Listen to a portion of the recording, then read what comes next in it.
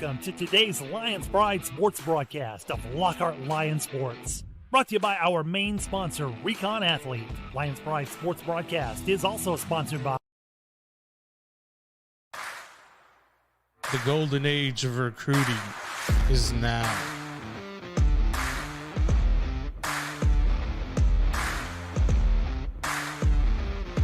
Welcome to Recon Athlete. Changing Faces Barbershop has been serving the Lockhart and surrounding communities since 2009. Head barber and owner Lex Jennings and staff pride themselves on being a hip urban barbershop.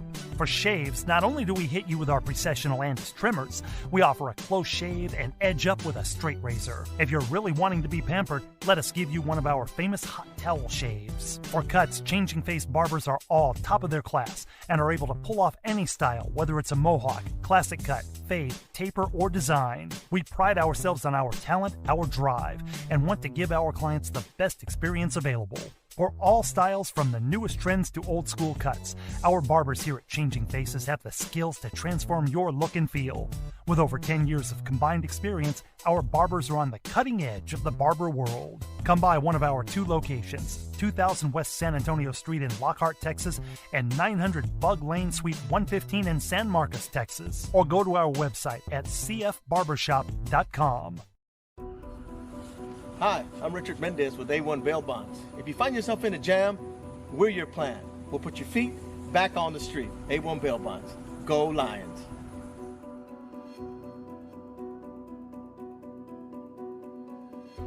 If you're looking to capture that special moment, let Adrian Gutierrez Photography capture that special moment for you. Whether it's a wedding, birthday, family photo, or any special occasion, Adrian Gutierrez Photography is the right one to turn that special moment into a memory that will last a lifetime. Adrian Gutierrez proudly supports Lockhart Lion Athletics and can be seen at many events in Lockhart, as well as at Lockhart Lions sporting events, offering his time to create special moments for the Lockhart community. You can contact Adrian Gutierrez Photography at 512-227-6794, email adriangutierrezphotography@gmail.com, or his website adriangutierrezphotography.com. Adam & Sons AC and Heating is a locally owned business. President, CEO, and U.S. Navy veteran Adam Renteria has been certified in HVAC since 2010. Adam is also certified as a home performance specialist through BPI. Adam & Sons offers professional work, excellent quality service with affordable prices. Whether it's commercial or residential, Adam & Sons is the one to call. Contact Adam & Sons AC and Heating at 512-844-2695 or email adamrenteria64air@yahoo.com. Mention you heard this ad on the Lions Pride Sports broadcast and get 10% off your service call. Head on down to Commerce Cafe at the corner of Commerce and Market Street in the heart of historic downtown Lockhart for a meal that'll make the whole family happy. Wash down our Statesman-approved chicken fried steak with an old-fashioned root beer float. Keeping healthy? Grab a peach salad and roasted chicken. We can't wait to see y'all at Commerce Cafe at the corner of Commerce and Market Street in the heart of historic downtown Lockhart. Let Bryan Enterprises Family Entertainment be your one-stop shop for your party entertainment needs. If you're in need of balloon twisters, face painters, or bounce houses, just give them a call at 512-846-3334. If you're looking to rent a mascot costume or to hire a children's performer to appear as a superhero, princess, or one of their 85 other merry mascots, reach out to them. Bryan Enterprises Family Entertainment has been entertaining families in Caldwell County for 2 decades. Bozo the Hozo, the Christian Clown, the first entertainer for the company, has entertained thousands at the Lockhart Chisholm Trail Roundup Parade over the years. Family entertainment and family engagement are 2 phrases that are a part of Bryan Enterprises' core values. Whether it's motivational speaking at school assemblies, or writing children's books, or training personnel to engage fathers in the community, children and families are always at the heart of this organization. To find out more about Bryan Enterprises, feel free to check them out on social media or visit their website at bryant-enterprises.com. The golden age of recruiting is now. It doesn't matter if you're in a small town. If you can ball, we'll find you.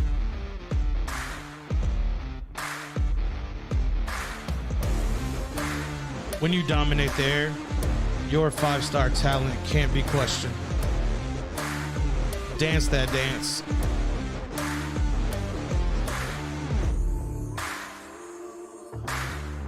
Welcome to Recon Athlete, where we identify, reveal, and promote student athletes. At Johnny and Barone's Wrecker Service, we've got your towing in Lockhart and surrounding areas covered. Founded in 1967 by Jesse Johnny Barone and Fidelia Barone, Johnny and Barone's Wrecker Service is a family-owned and operated business in Lockhart, Texas, and have been in the business for over 50 years now. That means we've got the experience that it takes to be the best. Johnny and Barone's Wrecker Service provides wrecker and towing service 24 hours a day, 365 days a year, with a bilingual staff of dispatchers, drivers, office staff, and managers who provide excellent and friendly customer service. Johnny and Barone's Wrecker Service will treat you like you're part of the family, ready to assist you when you need it. Our friendly, experienced staff will get you and your vehicle where you need to go safely. Come by and visit us at 1400 South Commerce Street in Lockhart, Texas, or call us at 512-668-4840. Johnny and Barone's Wrecker Service. We're committed to providing a service you can be proud of.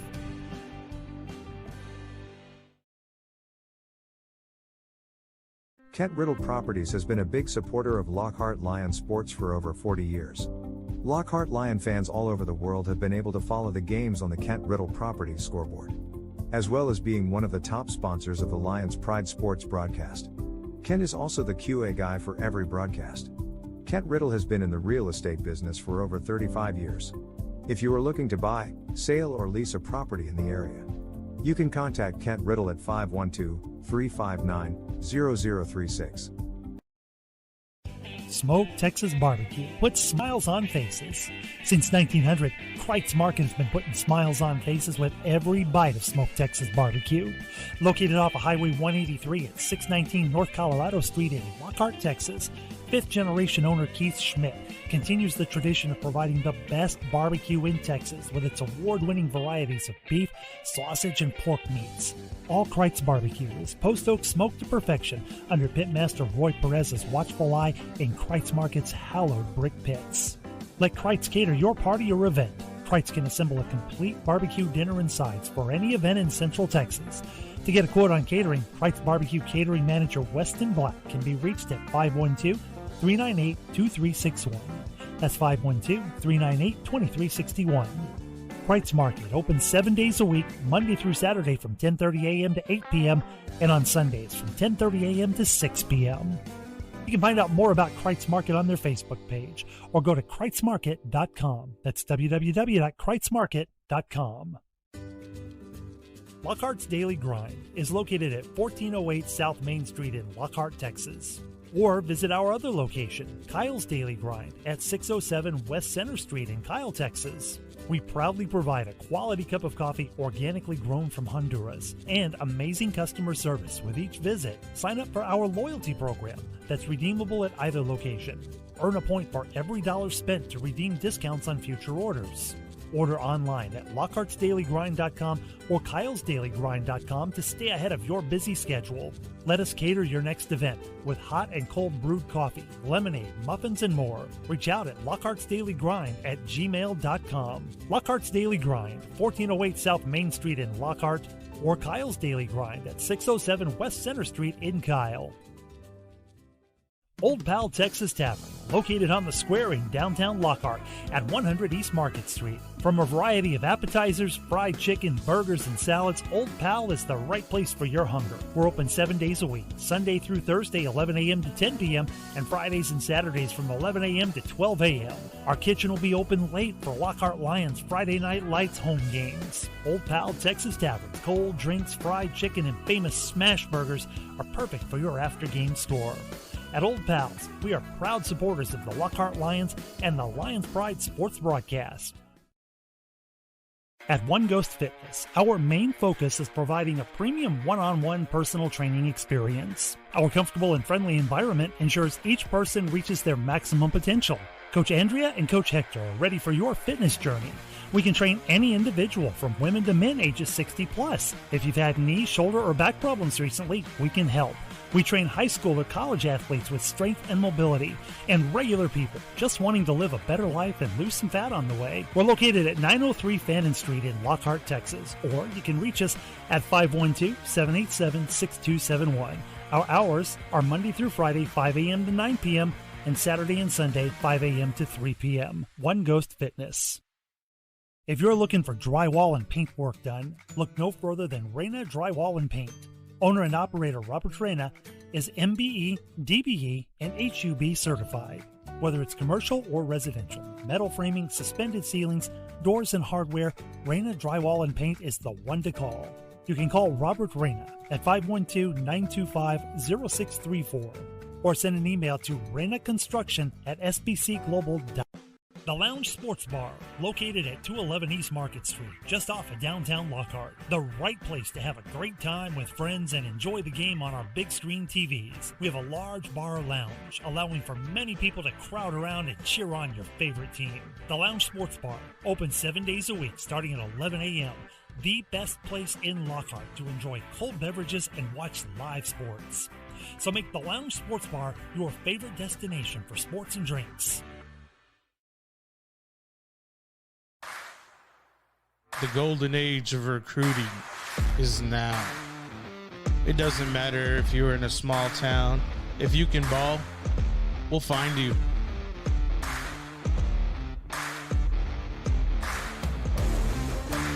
When you dominate there, your 5-star talent can't be questioned. Dance that dance.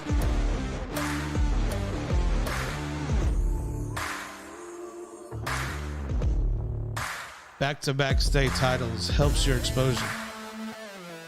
We'll promote you until you commit.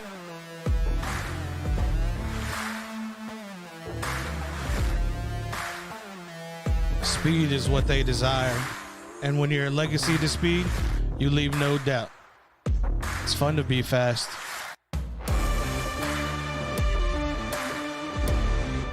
Welcome to Recon Athlete, where we identify, reveal, and promote student athletes.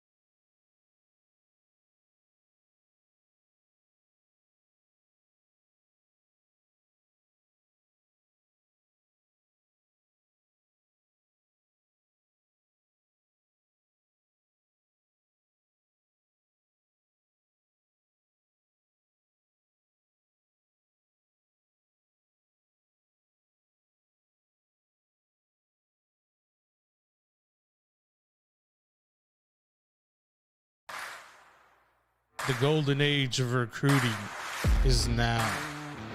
It doesn't matter if you're in a small town. If you can ball, we'll find you.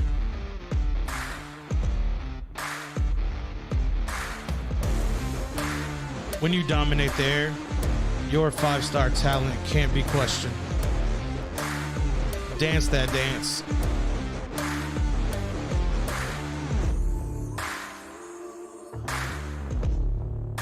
Back-to-back state titles helps your exposure.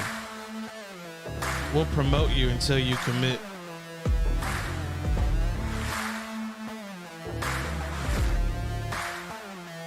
Speed is what they desire, and when you're a legacy to speed, you leave no doubt.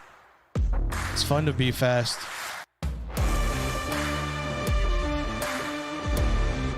Welcome to Recon Athlete, where we identify, reveal, and promote student athletes.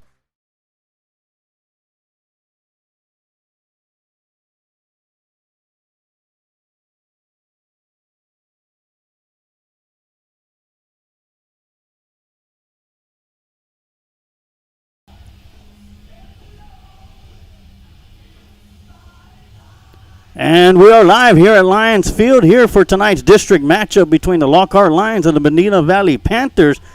And I want to welcome everybody to the Recon Athlete pregame show. We are about 29 minutes away from kickoff. And I want to welcome everybody for tonight's broadcast of Lockhart Lion football here on the Lions Pride Sports broadcast. Joining me in the booth right now is Eric Lugo, play-by-play guy for Luling Eagle Sports broadcast. And we'll talk with him more here in a little bit. Of course, the coach is down there. It is CFPO night for the Lockhart Lions for here at Lions Stadium. And Coach Galvez is a coach for the CFPO. I believe it's a senior, so he's down there with his young group. They're going to run out of the tunnel with the Lockhart Lions varsity squad. And it's going to be a big night for those young men, as one day those men will be here playing on this field here on Friday nights for Lockhart Lions. And it's going to be a great time tonight. Of course, TD Tom Dunn's going to be coming in a little bit late. He's at a viewing right now. Of course, we dedicated last week's broadcast to the family of Joshua Brown and Jacob Brown, who tragically lost their life in a vehicle accident about a week and a half ago. And he's there at the viewing, and he said he'll try and make it out here and catch the game with us here on the Lions Pride Sports broadcast. But other than that, I want to thank the Lounge Sports Bar for showcasing this game live tonight at their location, and for their support of Lockhart Lions Sports and Lions Pride Sports broadcast. Hope everybody over there enjoys tonight's game as the Lockhart Lions will be taking on the Medina Valley Panthers. Both teams coming in kind of struggling on the year, and it's going to be a great time. Yeah.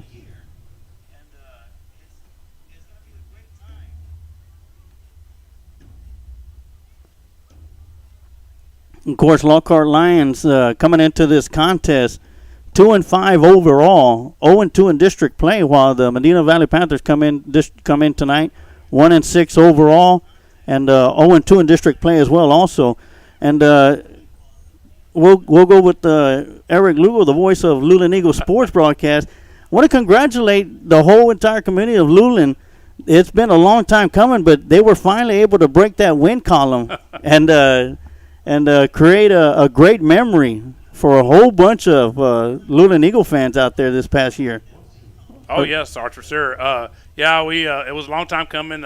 31 games it took us, but we finally got a win over the Weimar Wildcats in week 2. It was 17-7.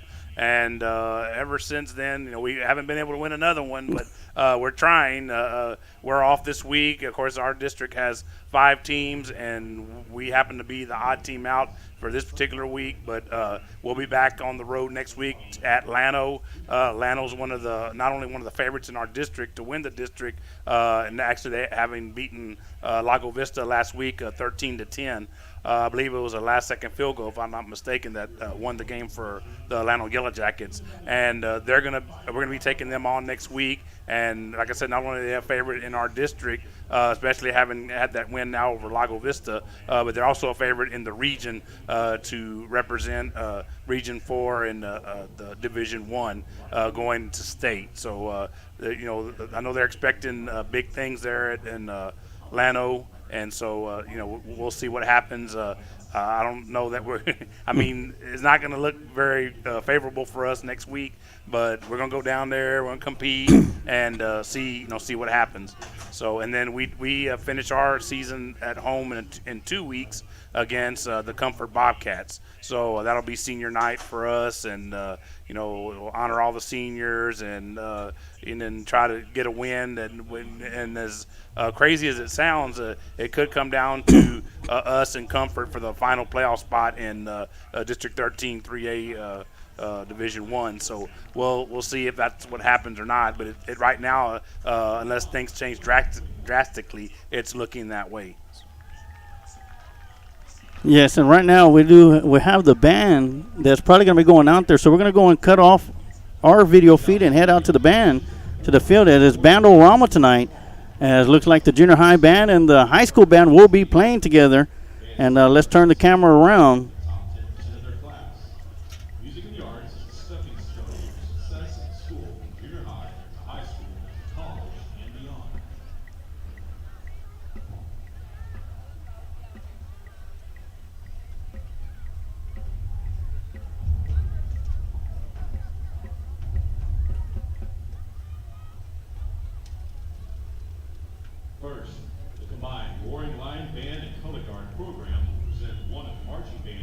musical treasures.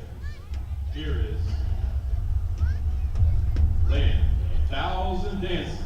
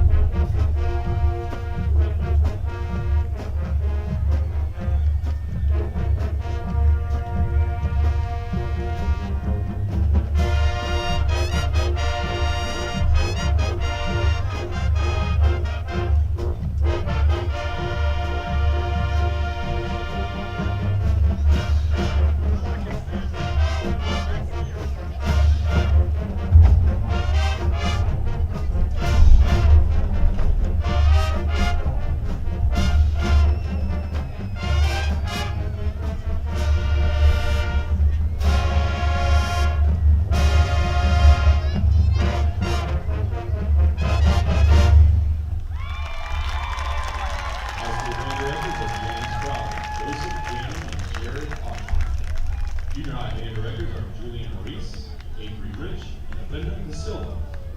Junior high and high school color guard director is Mr. Sergio Rodriguez. To close our performance, the band will play another rock and roll hit, Smoke on the Water.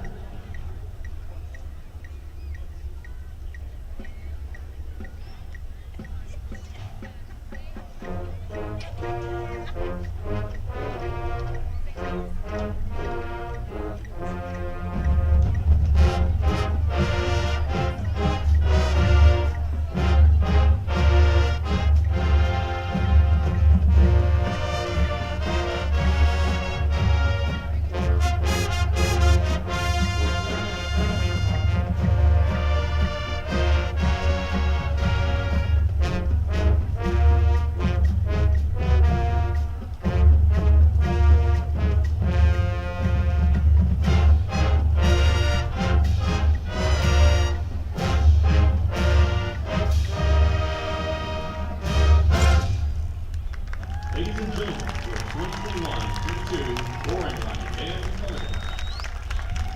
The junior high band students want to wish for RLB luck at the UIL Area D contest tomorrow in Pflugerville. The high school band students want to wish the junior high luck in their upcoming performances and encourage them to one day be a part of the award-winning LHS Boring Line Band Color Guard. Please give one more round of applause for Band Rock 2021.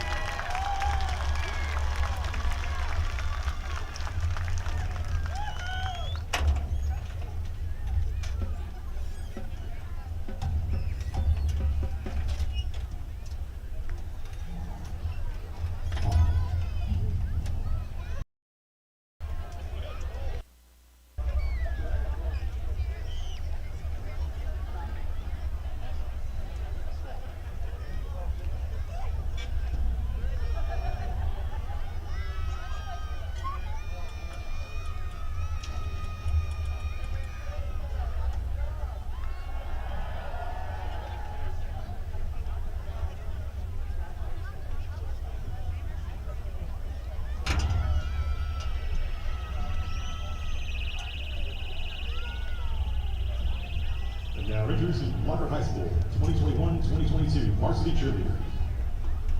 Senior Captain Ava Herrera. Senior Co-Captain Presley Bennett.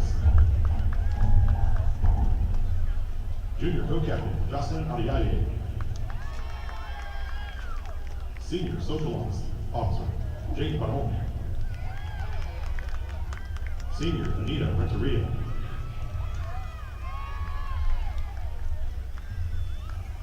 Sophomore Azalea Shelton. Junior Azare Garcia. Senior Brianna Cathy. Senior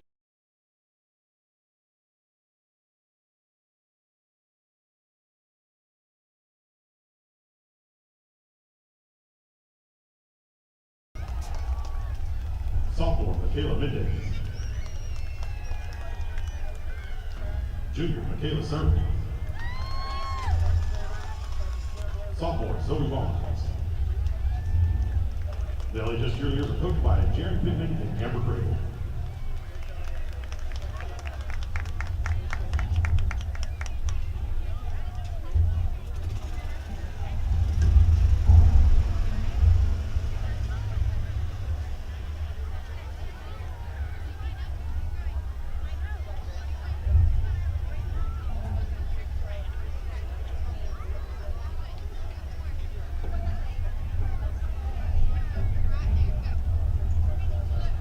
Lockhart ISD's elementary school children get to experience the excitement of being a part of the football experience and meeting Lucky the Lion. Now they get a chance to run the tunnel and experience the game-like atmosphere of Friday Night Football. Now let's welcome our Lucky Crew.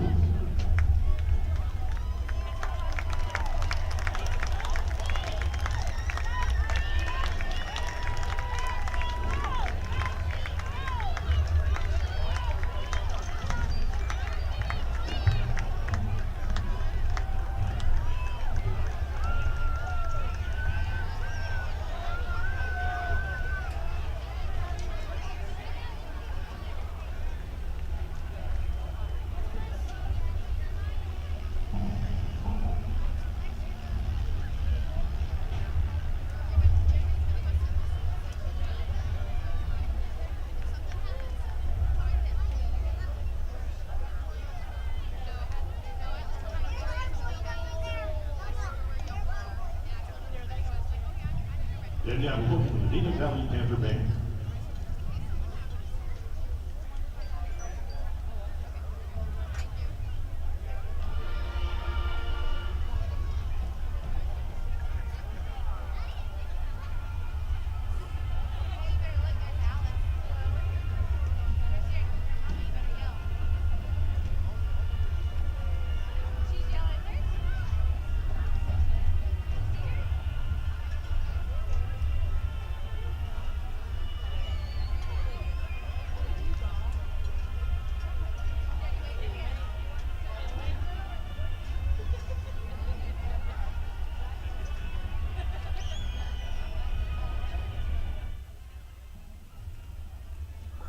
All right, and welcome back to the broadcast booth here on the Lions Pride Sports broadcast as we get ready for tonight's action between the Lockhart Lions and the Medina Valley Panthers here on CFPO night and junior high football night. Is we're going to have the CFPO Lions, the Lockhart Junior High Lions, and the varsity Lions going to be all running out that tunnel. And I'd like to welcome Coach Amado Galvez into the booth. He was down there with the CFPO. He's one of the coaches. And most people don't know it, but he was one of my coaches when I was playing Pop Warner football. And I always like to say that Coach had me run a play against Westlake, and when I woke up, I was signing up for baseball. I take it you didn't score on that play. Oh no, I didn't. In my mind, I did. I think my soul might have crossed the goal line, but waking up with the football in my arms, trying to catch my breath, led me to a nice little baseball career myself. But as we do every week, Coach, we're going to go and take it to our segment right now, the Kent Riddle Properties Coach's Keys to Victory with Coach Amado Galvez. And, Coach, Lockhart's been struggling defensively the past few weeks. They've average giving up 42 points per game, but the offense has been strong. Coming into a game against Medina Valley, what does Lockhart have to do to come out with a victory tonight? Because with the loss tonight, they could pretty much write themselves right out of the playoffs. Yes, Sarge. Big game for tonight. Big district ball game for Lockhart tonight. They have to have a good ball game. Their offense has to get back on track. That in the last couple of games, they especially for last Friday, they did not have a good game. So we need to control the football. We need to put some points on the board, because if Medina has a weakness, it's on their defense. Offensively, they have a quarterback that's a senior. He started last year, and he's tough as nails. He's a good runner, decent arm. He will not. There's no quitting this young man.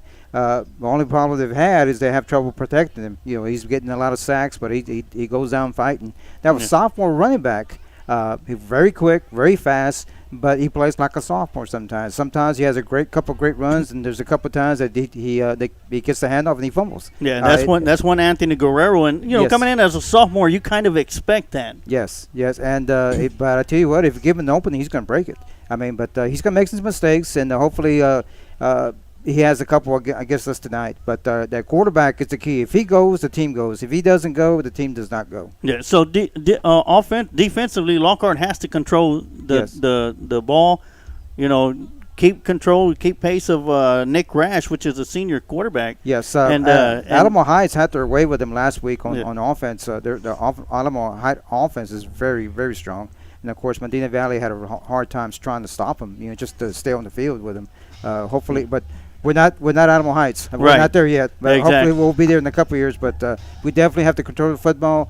Our quarterback has to have a great game, get his confidence back, get the running game back and going, and hopefully get a win on the scoreboard. Yeah, and you mentioned Ashton Dickens. In every game, with the exception of the Buda Johnson game, he's had that breakout run, that long run. I think each of his touchdown runs, if you combine them together, he probably averages at about 60, 70 yards a pop. So, for Ashton Dickens to get going tonight, that's going to be huge. But the big part, the defense has to step up, has to stop, make those tackles, and, control the ball defensively. It would have been a different ball game last week if we played some defense. Yes. A much closer ball game. Because the offense it was 3 and out, and they needed some time to get their act together, and regroup, and the defense wasn't giving them a chance. Yeah, and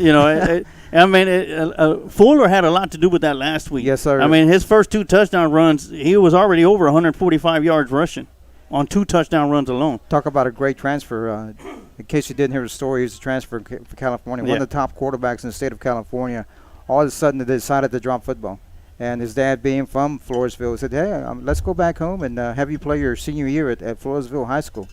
And I'm sure that coach is very excited when he walked in the door and said, hey, Coach, I'm going to transfer here this year. Yes. So as far as breakout performers tonight, as for myself, I'm going to have to stick with Ashton Dickens. He's going to have another tremendous night tonight, not just rushing the ball, but throwing the ball. Yes, sir. And against Medina Valley, who's had their struggles, just like Lockhart has on the defensive side, it's going to come down who's going to make the bigger plays. Is it going to be Lockhart? Is it going to be Medina Valley? But it's all going to come down to defense in the end. And like where I was talking about the quarterback from Medina Valley, if he goes, the team goes, and if he doesn't, the team doesn't go. It's the same thing with our quarterback. If Ashton has a great game, the team will step forward and play a great game. And if he has a bad game, like he did last week, we're going to struggle. Oh, yeah. We do have more weapons offensively than what Medina Valley has. Of course, we got Big Tay Andrews, who had a breakout game a couple of weeks ago. And we got Sean McKinney, Deontay Jackson, who's been coming in to do some offensive running. And, with Ashton Dickens. And, the silent partner in the backfield is Joseph Duran. Yes. That guy, he doesn't get much credit for his play. He's tremendous at blocking. And he'll do whatever the coach asks him to do. And when it's time for him to carry the rock, man, I tell you what, like we say, it's nothing but shoulder pads and knee pads. And this guy will give you 5-6 yards whenever you need it. Medina Valley must have graduated a lot of seniors last year. I only saw them play one time, but they were a pretty good team last year. And this year, it looks like they're struggling. I guess they had a lot of seniors graduate. Because if you remember last year's drawings, they made the playoffs. They lost to Mission Pioneer in the playoffs, the first round of the playoffs, 40-23. And unfortunately, I bet you a lot of those seniors graduated. Yes, and they're senior heavy tonight as they come into Lionsfield. But as I mentioned at the opening of the broadcast here on the Recon Athlete pregame show, Medina Valley comes in 1-6 overall, 0-2 in district play, as Lockhart comes in 2-5 overall with 0-2 in district play. And coming in at 0-2 in district, in a 6-team district, the playoffs are pretty thin. Yeah. But it's doable. You just have to play top-notch, mistake-free football for 3 straight weeks in a row, as Lockhart has Medina Valley tonight.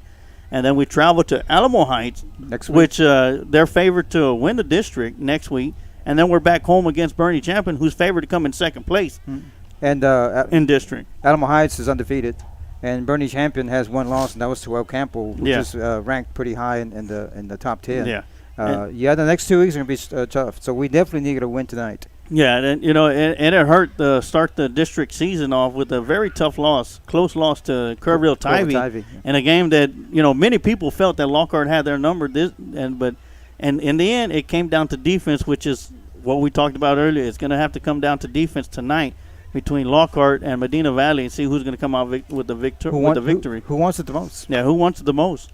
And speaking about wanting it the most, we talked about it earlier how Luling won their first game of, was it a 29-game losing streak? 31. 31? Okay, well, let's go and pad the numbers there, Eric. But, a 31-game losing streak, and I mentioned to you when I went there 2 years ago and we started the Luling Eagles sports broadcast together, we went to the first game against Schulenburg, the Shorthorns, and, man, it was a great turnout.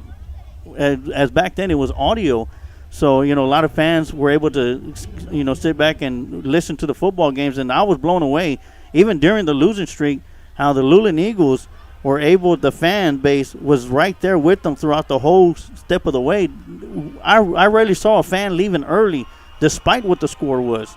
So, how was it when Luling finally got that victory? Not only that, but at home. Yeah, it was great. Of course, fans enjoyed it. Long time coming, and we enjoyed it. And I interviewed Coach Nate Langford afterward, and I asked him. I said, where do we go from here? And he just said, we just keep on grinding. Keep on doing what we're doing, and just work hard and see where the Eagles can go from here.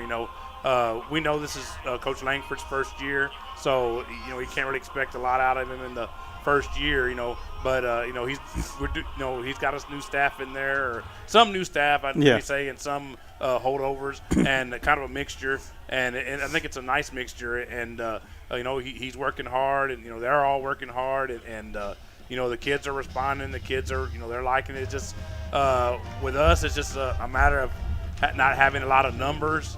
And then, we're really struggling on offense. Our offense, tries to get going, and we'll take a step forward, then we'll take 2 steps back. Yeah. So, we try to do the best we can. So, and here come the Lockhart Lions coming out of their tunnel, and here come the CFPO crew. And I think they're going to be followed up by the junior high crew, who has been dominating in the junior high ranks. That's awesome. That's great. Nothing better to build a program than have your little kids involved. Because these guys, like Coach Mavis, I don't know if I told you, but Coach Mavis went and spoke to these kids yesterday at practice, and he said, guys, you think it's far away, but it's not. Some of you will be playing in 4 years. You're going to be freshmen.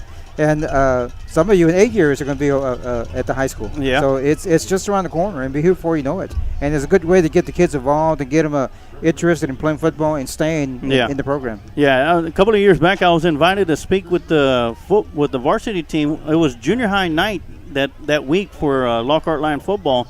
And as I spoke to the Lockhart Lions, I told them, do y'all remember when y'all were junior high players on junior high night, and now look at where you're at now, playing on Friday nights instead of Tuesday night. I said, there's going to be a lot of young gentlemen that's going to be looking at y'all and realizing that same feeling that y'all felt as junior high players. And we're going to go and turn down our mics as we're going to be having the national anthem that's going to be taking place at midfield. So let's turn off our mics and turn on the crowd mic, and we'll be right back with some more of the Recon Athlete pregame show here on the Lions Pride Sports Broadcast.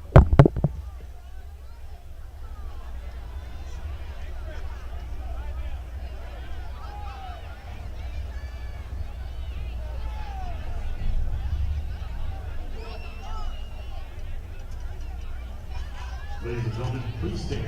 Face the south end zone. Gentlemen, remove your hats for the singing of our national anthem by the LHS Varsity Choir. The LHS Choir is directed by Ms. Caitlin Durkin. The presentation of the colors is by the Lockhart High School Air Force Junior ROTC.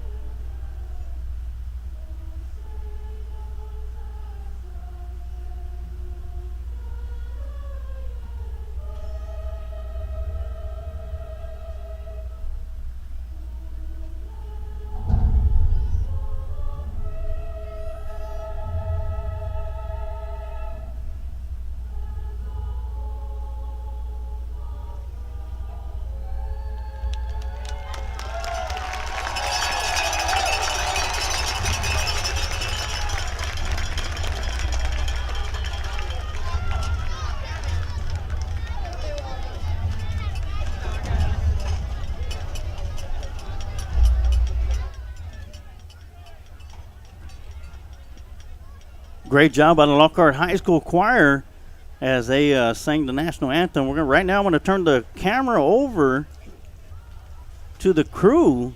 Of course, let me go and turn down our lights. To the crew that's bringing you all the live video here for the past couple of weeks, and that's the Lockhart High School video crew doing a fantastic job making sure that everybody gets a look and of every angle and every great replay here on the Lions Pride Sports broadcast. So great job by their teacher, Mr. Bishop, as he gets these young students into action. And just because you don't put a shoulder pad on or a helmet on, the way you contribute to a football team, that makes you part of the team as well. So big shout out to these young ladies and young men for bringing you all that action here on the Lions Pride Sports broadcast. So we're going to get ready for the coin toss. And for the Lockhart Lions, going to be Clayton Foster, Riley Owen, Deontay Jackson, and Tay Andrews. And Sarge, I want to kind of add to what you just said. That's a very important skill for those youngsters to going out into the quote-unquote real world, trying to find them a career, and that could take them a long way. Yeah. So. And here's one of the crewmen, the video man that's outside right there. Of course, we got several camera people out across the field, but everything happens right here in this back area where they make sure that we get all the shots here on the Lions Pride Sports broadcast. So I wanted to make sure that they get the recognition. And, of course, here in the broadcast booth with myself, Miller Sarge Waters, bringing you all the live play-by-play action here for tonight's contest. The coach, Amado Galvez, with his color commentary and football analyst as well. And, of course, joining us tonight, the play-by-play guy from the Luling Eagles Sports broadcast, Eric Lugo. He'll be in the broadcast booth with us tonight. And coming in halftime, we're going to have, during the Kreitz Market halftime show, we're going to have a special interview. And it'll be, I think, memo from the CFPO, as most of the teams are going to be playing their final game tomorrow. And when he gets here, we're going to have great news from the Lions Pride Sports broadcast about tomorrow's games for the CFPO Lions. So it looks like Medina Valley has won the toss, and they decided to receive the kick. Medina Valley is wearing an all-white with the orange letters. And, of course, the Lockhart Lions in all maroon with their black helmets and the old-school lion on the side. Of course, it's not old school because it's shiny. I remember the old-school Lions where they were all cut up and, you could peel the stickers off and still place them wherever you needed to on the football helmet. But, of course, T.D. Tom Dillon will be joining us. Well, will hopefully be joining us here pretty soon. If not, we understand he's at the viewing right now for the family that lost Joshua and Jacob Brown about a week and a half ago. So definitely our thoughts and prayers still continue on for the Brown family. Sarge, Medina Valley's uniforms always remind me of Gonzales Apaches. They sure do. Back in some of you don't remember, but Gonzales has been our district, and it seemed like we always played them around Halloween. All right, so Omar Ocampo will be coming in to start this game off, and he'll be kicking deep. And that'll be a high pooch kick that's going to soar out of bounds. So that'll be a penalty flag to start the game off, and it'll be a legal procedure on the Lions. The ball was kicked out right around the 26-yard line, so it'll be 5 yards from there. And the Medina Valley Panthers will have their first possession of the game here in the Johnny Baron's Record Service first quarter.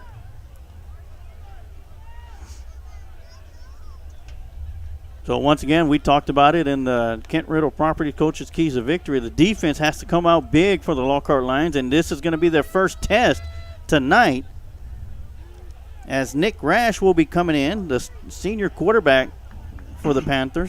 Number 6. And sophomore tailback's number 28. That's Anthony Guerrero. Man in motion coming across the line of scrimmage. Hand off to Guerrero. He got the seam running, gets that past the 40, down to the 45, where he's going to be upended by Ashton Hernandez. It'll be a big first down for the Medina Valley Panthers on their first play from scrimmage all the way down to the 46. Good run by that sophomore running back. A great job by the offensive line. Created a huge hole for Guerrero to run through. So first down and 10, 2 receivers up top, 1 to the bottom. Guerrero in the backfield. This time RPO play action. Play action pass. Yeah, intended receiver was number 83, Kenneth Arroyos. And that'll be incomplete. That'll bring up second down and 10.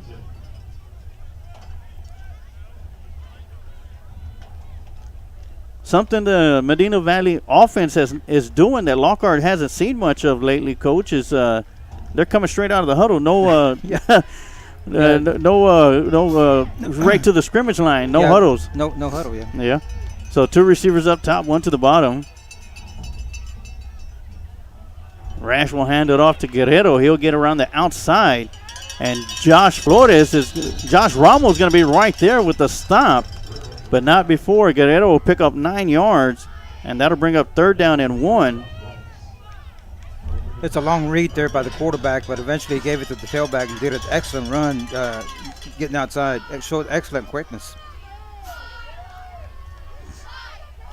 So great job by Ramos running him out of bounds. Got 2 receivers over here on this side. Yeah, Rash in shotgun formation. Legal movement. Yeah, legal false start on the right side of the Panther offensive line. Unfortunately, we're not playing Canadian football.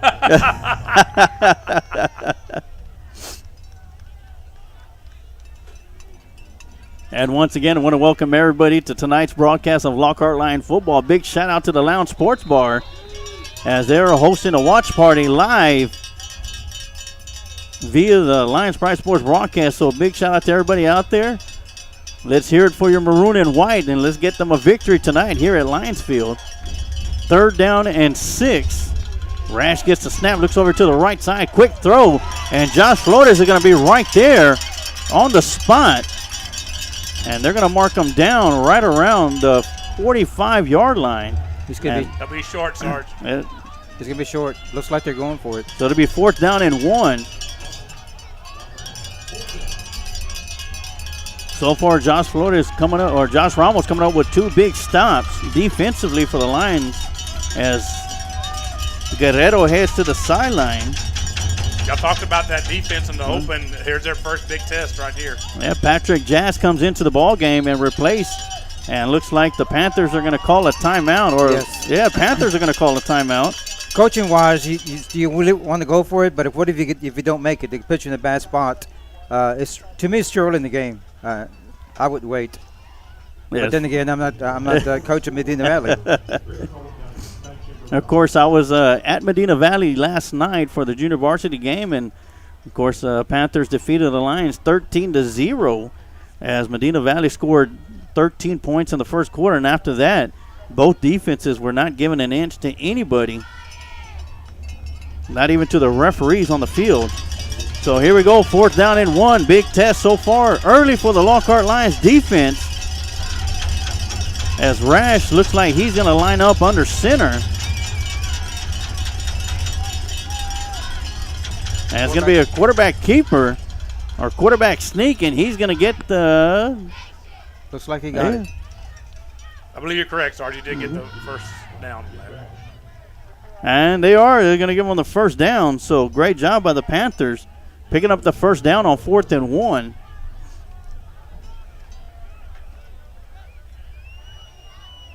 Dak Prescott was short on Sunday, but the quarterback for Medina Valley was not. I still say he crossed the plane before he lost the fumble. I agree with you. Yeah. All right, somewhat like a pistol formation for the Panthers. They got 2 receivers up top. Hands the ball off to Guerrero, and he's going to be hit at the line of scrimmage by Deontay Jackson. Great tackle on him, 31. And so Jackson comes up huge with a big pop. Guerrero's still going to be able to push forward with a second effort for a 2-yard gain. So that'll bring up second down and 8.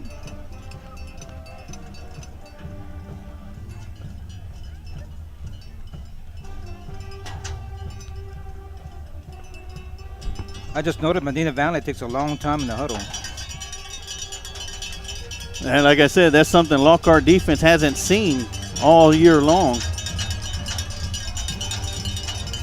Rash will fake the handoff, rolls around to his left side, and misfires on the throw as Quavon Reese was the man out there, and that'll bring up 3rd down and 9. Looks like he had him open out there, Sarge. He just missed the throw. Looked like he was throwing to number 22. So here we are with 8:36 left to go here in the Johnny Butt Owens first quarter here on the Lions Pride Sports broadcast. Of course, once again, give a shout out to our color commentary and football analyst, Coach Amado Galvez, our special guest broadcaster tonight, the voice of Lulen Eagle Sports broadcast, Eric Lugo, our QA man, Kent Riddle, back at home, and my beautiful wife back at home QAing for us also. And the whistle's going to blow the play dead before it begins, and it's going to be false start on the Panthers. That'll push them back 5 yards. That'll make it 3rd down and 14.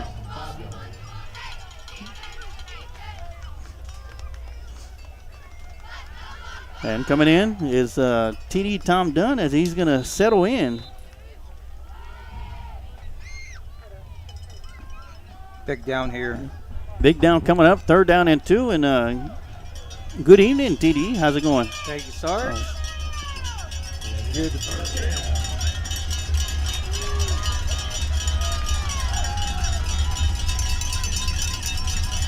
How are Lions doing so far? So far, so good defensively. They've given up a couple of first downs. This is just the first drive of the game. Incomplete. And that's going to be incomplete. That'll bring up 4th down and 14. And it looks like the Medina Valley Panthers will be punting from this point. And here comes the punt team out and going back to receive the punt. We're going to have 2 guys back there. One of them is going to be Sean McKinney. The other one's going to be Deontay Jackson. So either way, we're going to get a return if they don't kick it into the end zone.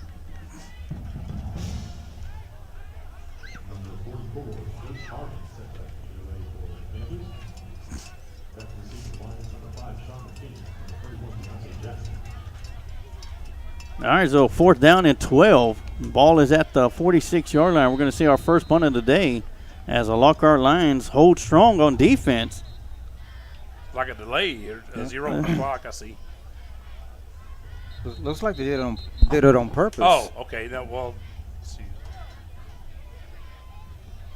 Well, I don't have a little discussion between the officiating crew. The Zebras are I talking, don't Sarge. think they reset the clock between the last plays. You know, Sarge, when the Zebras talk, the only ones that can stand them is each other. Talking that zebra talk.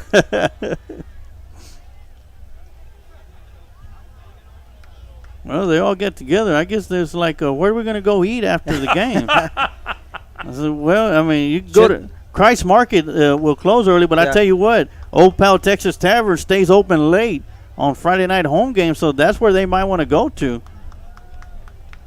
They are calling the delay of game on that.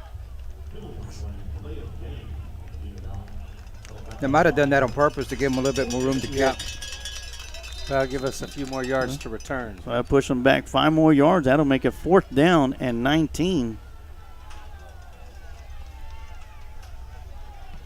And they're going to get a high punt away. It'll take a bounce inside the 20. And that was Joe Tarvin punting the ball for Medina Valley. Senior. He's a defensive lineman. Does duty as a punter as well. Got big old legs. And we're going to keep it right here. Welcome to the broadcast booth, TD. And, of course, you had a place you had to go to. And, you know, if it's okay, would you like to talk about the mood and how everybody is doing? Yeah, you know, it's Josh and Jacob's mother and wife. She's just doing incredible. And I just so strong, such a strong woman to be going through such a tough time, and a lot of incredible family support there from the family and then the community as well. I mean, there was just a line all the way out the door for folks waiting to say their goodbyes to Joshua and Jacob. So our hearts are with their families tonight as these Lockhart Lions play. Well, first play of the game goes to a swing pass to Sean McKinney, and he'll pick up about 2 yards, and that'll bring up 2nd down and 8. So starting the game out with the ball in the air. Here comes Duran into the game. Looks like it's going to be a 2-back set this time. Somewhat of a pistol formation here. Yeah, inside handoff to Sean McKinney. He'll follow the lead block of Duran. And he'll push forward for 2 more yards. And that'll bring up 3rd down and 6.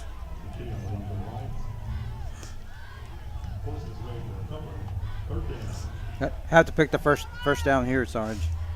Get this drive going. Big play. Yeah, big. 3rd and 7 here.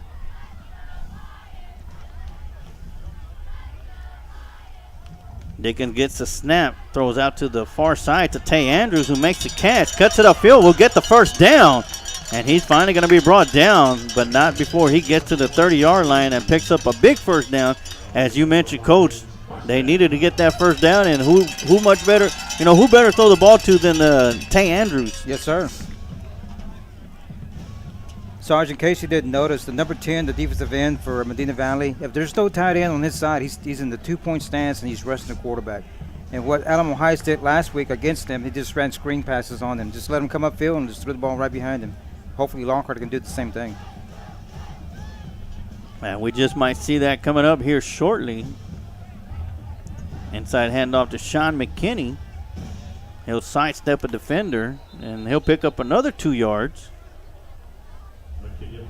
That'll bring up 2nd and 8. So far, 3 carries for McKinney, picking up 6 yards. 2-yard average per carry. I'm pretty sure we'll see him break one for a long one.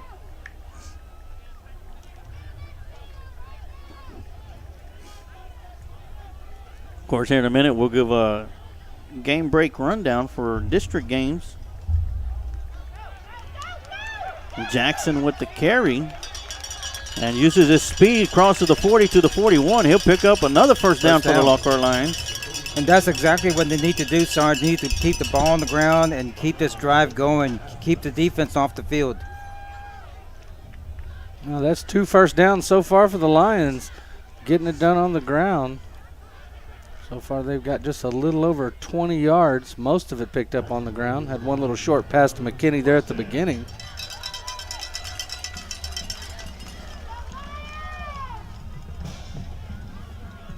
So inside handoff, or fakes the handoff to McKinney, throws it out to Tay Andrews, makes a great catch. Still going. He'll be spun around and tackled after picking up 5, and that'll bring up 2nd down and 5.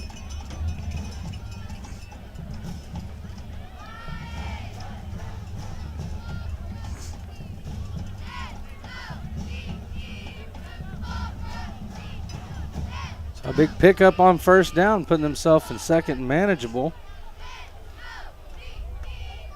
They go with the hard count. Defense doesn't show any kind of movement.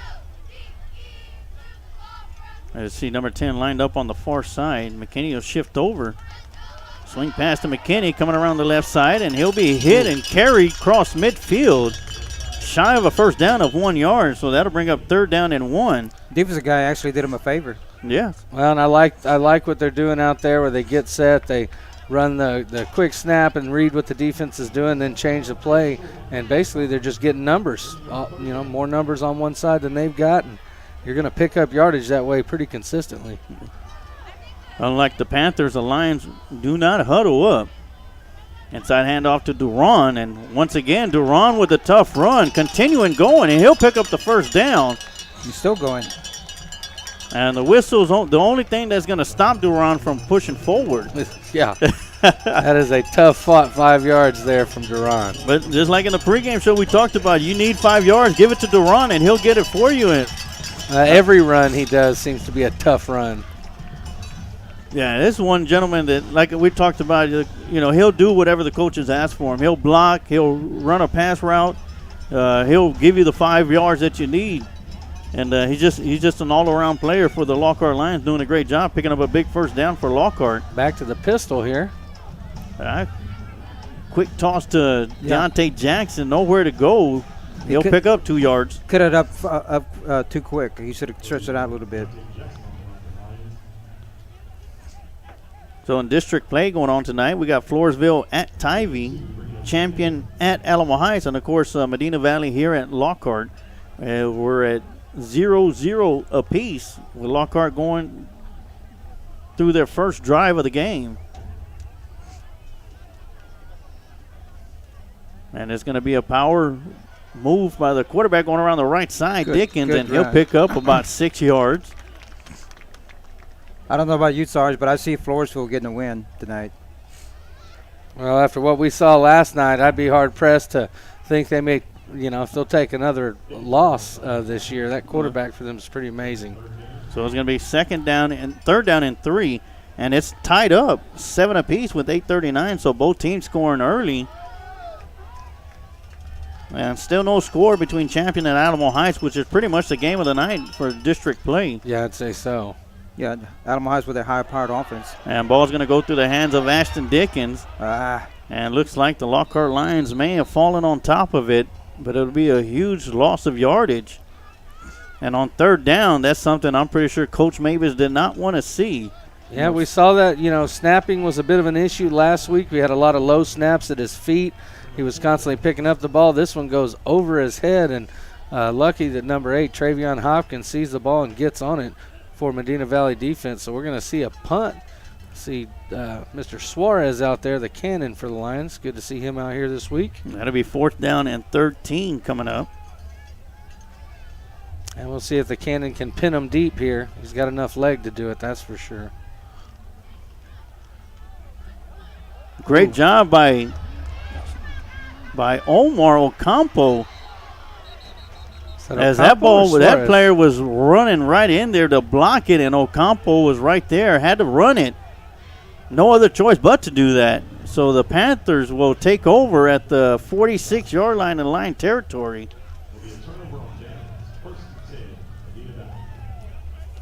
So with 1:28 left to go, this first quarter is moving along. Panthers will have their second drive of the game. Yeah, that was Suarez in there on that punt. He knew it was going to be blocked, so he just tried to at least maintain possession of the ball and get back towards the line. Yeah, get as much as he could. Now that's so much better than trying to kick it when you know they've got it. Oh, yeah. So hand off to Guerrero going around the left side. Great blocking by the Panthers up front. And Guerrero will pick up 5 yards, and that'll bring up 2nd down and 5. And good job of Deontay Jackson there. Got into the backfield and forced the play back inside where the linebackers could make the tackle. Thought he was going to get him for a loss there, but Guerrero slips through. So 2nd and 5 for the Panthers in line territory at the 41-yard line.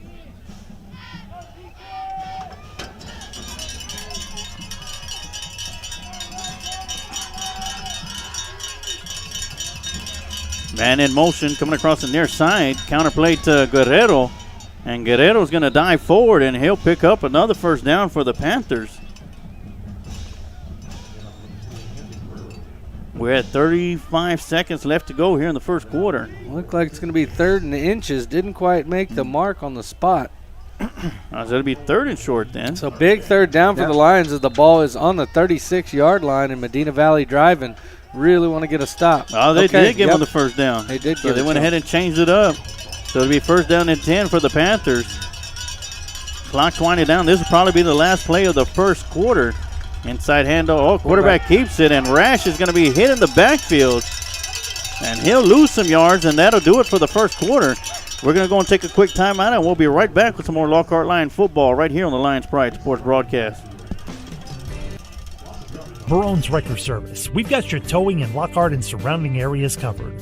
Founded in 1967 by Jesse Johnny Barone and Fidelia Barone. Johnny and Barone's Wrecker Service is a family-owned and operated business in Lockhart, Texas, and have been in the business for over 50 years now.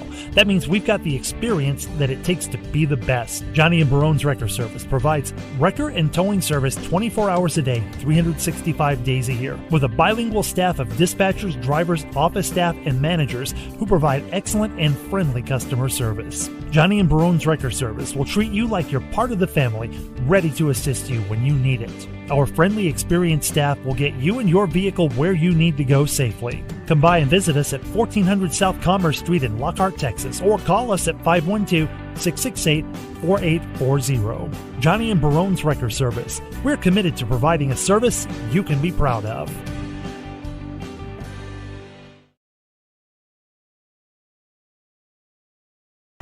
All right, so they switched sides of the field as the Lockhart Lions and Medina Valley Panthers all knotted up at 0 apiece.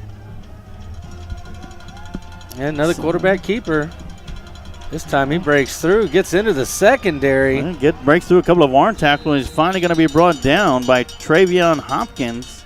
Speaking of the secondary, it takes most of them to bring him down. That is Nick Rash. Senior quarterback, Valley. yeah. He's a good athlete and tough runner. And once again, Coach, we talked about defense, and of course, TD, you'd vouch for this too. Breaking through a lot of arm tackles. And that's something that's been the big bugaboo for the Lockhart Lions defense all season long. It sure has. It's hurt us.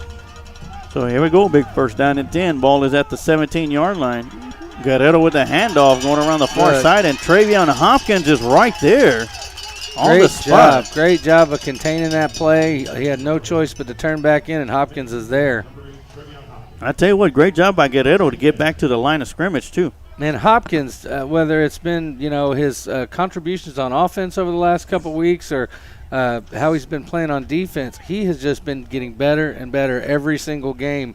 We're calling his name more and more, and he's around the ball more and more. So it's great to see him developing as the season goes on. Yeah, second down and 10 from the 17.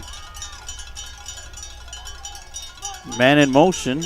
Inside handoff to Guerrero, and nothing doing right there. And that's going to be another loss of yardage as big number 66 comes in. That's going to be Diego Sosa for the Lockhart Lions. And this time Guerrero will lose 1 yard. And that'll bring up third down and 11. And I didn't get to see warm-up, so I don't know what kind of field goal kicker they have. From where they're at right now, it would be around a 33, 34-yarder. And Medina Valley did receive the kickoff, TD. So we have not seen the leg of the field goal kicker. It's third down and 11. Big play coming up defensively. Rash looks to throw, takes it up, and he'll be tackled in the backfield by number 24, Tristan Amos, coming up huge. And the RPO there, and absolutely nowhere to go with the quarterback once he decided to run it. Ends up spinning in circles and going down where he was. So that's going to bring up fourth down. Don't see a field goal unit coming in, so it looks like they'll go for it. So that right there lets us know that not too much trust on the field goal kicker. Right. That line defense has stepped it up, too. So it's fourth down and 12. Rash fakes a handoff, looking to throw, breaks through an arm tackle of Haziel Batres, throws it into the end zone. And that'll be completed for a touchdown as the receiver was left wide open in the end zone. And that looked like a blown coverage as the quarterback was running around. The receiver was able to find a soft spot in the defense and just kind of sit down in it right across the goal line. And the quarterback found him for 6 points for Medina Valley as they go up here in the second quarter. 6-0, big play on fourth down and long. And so now we get to see the kicker, as it'll be 7-0 pending this extra point. He is number 19. That is Pablo Padilla. The snap is back. The hold is down. The kick is up. And it is good. Well, it may not be pretty, but it did go through the uprights. So Padilla puts one through, making the score 7-0 Medina Valley with 9 minutes, 26 seconds left to go. Here in the A1 Bail Bond second quarter. We're going to take a quick timeout, and we'll be right back with some more Lockhart Lion football right here on the Lions Pride Sports Broadcast. Hi, I'm Richard Mendez with A1 Bail Bonds. If you find yourself in a jam, we're your plan. We'll put your feet back on the street. A1 Bail Bonds. Go Lions.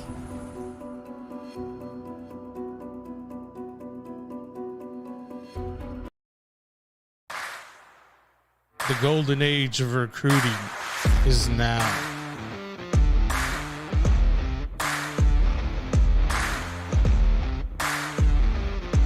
Welcome to Recon Athlete. All right, and we're back after a big touchdown play on fourth down for the Medina Valley Panthers. Extra point is good, and they lead Lockhart 7-0 with 9:26 left to go. Yeah, here in the A1 Bill Bond second quarter. Quavon Reese and Sean McKinney switching places. Quavon back deep with number 31, Deontay Jackson, rather. And that's going to be a high kick, short kick, as McKinney's going to pick it up.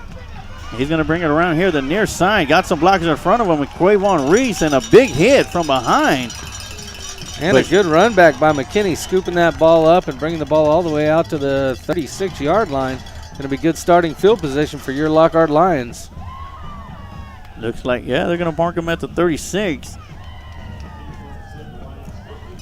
Although he slid to the 38.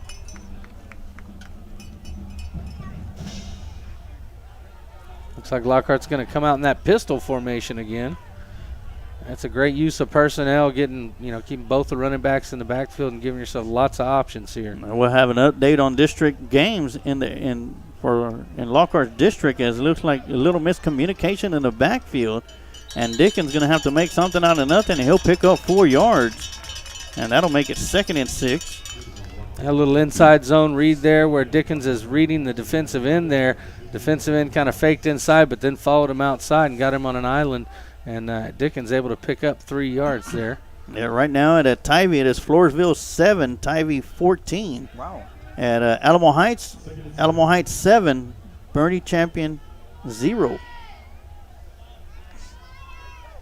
Dickens gets a snap, drops back. Defender fell down, and Tay Andrews will have probably one of the easiest catches in his high school career as the quarterback fell down. I tell you what, he fell down because Tay Andrews put a stop move on him. He hit the brakes, turned back, and came back to the ball, and that defender was nowhere to be found. And he just made that catch easily and stepped out of bounds. That's a great comeback route by Tay Andrews. 1st down and 10 for the Lions at the 48-yard line. Dickens with the carry, and he breaks through an arm tackler, got the blocker in front of him, and Tay Andrews and down the sideline, and he'll run out of bounds. Smartly run out of bounds. I like that, yeah. Runs out of bounds at the 18-yard line, where it'll be a big 1st down for the Lockhart Lions, and that's one thing that we talked about, TD, as you see on the replay. Look at the calmness that Dickens has, and that's a 34-yard run right there from Dickens. Yeah, just great decision making. Could have tried to cut it back in, but take it out of bounds, keep that ball safe, and that's the big thing, right? Take care of that football, and he's doing just that. So the Lockhart Lions are in the red zone for the first time tonight as Jackson goes in motion. Looking around to Jackson, makes the catch, and he's going to be brought down, and he'll lose 6 yards on the play, and the ball is going to be marked at the 25. You can tell that guy just came in, Sarge, because his uniform is white. That's not looks like it just came out of the washer.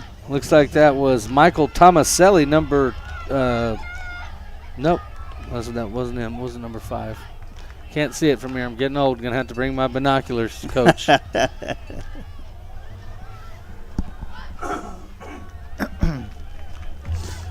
So here we go, 2nd down and 16. Dickens gets the snap, throws over to the near side. With the catch, it's Tay Andrews, loses the football, and Medina Valley will recover it. He sure did, and they sure did. That's going to be 1st down, Medina Valley. Ball's going to be at the 24-yard line. So we talked about it just a minute ago, taking care of the football. Medina Valley gets a helmet on the ball. Tay Andrews puts it on the turf. Medina Valley recovers. Now they've got 1st and 10. And it is, I tell you, it's hard to win a game when you don't win over the battle of the turnovers. And right now the Lockhart Lions are behind in the turnover department 1-0. We need to take one away here. Get one, our turnover. This is going to have to be a big series for the Lockhart Lions defense to get that ball back from the Panthers and give it back to their offense. Hand off to Guerrero going around the right side. Cuts it upfield. He's going to be brought down by Tristan Amos. But now before Guerrero picks up 8 yards and make it 2nd down and 2. And it's all about if they get that edge or not, and they've got it that time for 8 yards. You see that long read they had? Mm-hmm. What you do there is a defensive end, you attack both of them. He said, I'll take care of this right now. Yeah.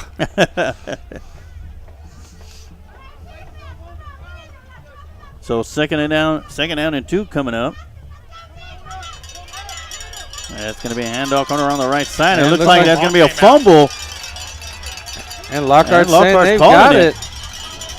So just like that, Lockhart gives them a taste of their own medicine, causing a fumble. Lockhart's going to take over the ball really close to where they were on the previous drive. Ball's going to be on the 31-yard line, and your Lockhart Lions are going to have a chance back on offense with 6 minutes, 48 seconds left to go in the A1 Bail Bond second quarter. And he hits that turnover gong. And that was big number 90, Caden Altier Burdette for Lockhart, poking that ball out. And I tell you what, that gong is still moving. And I tell you, he was take a quick look, still moving.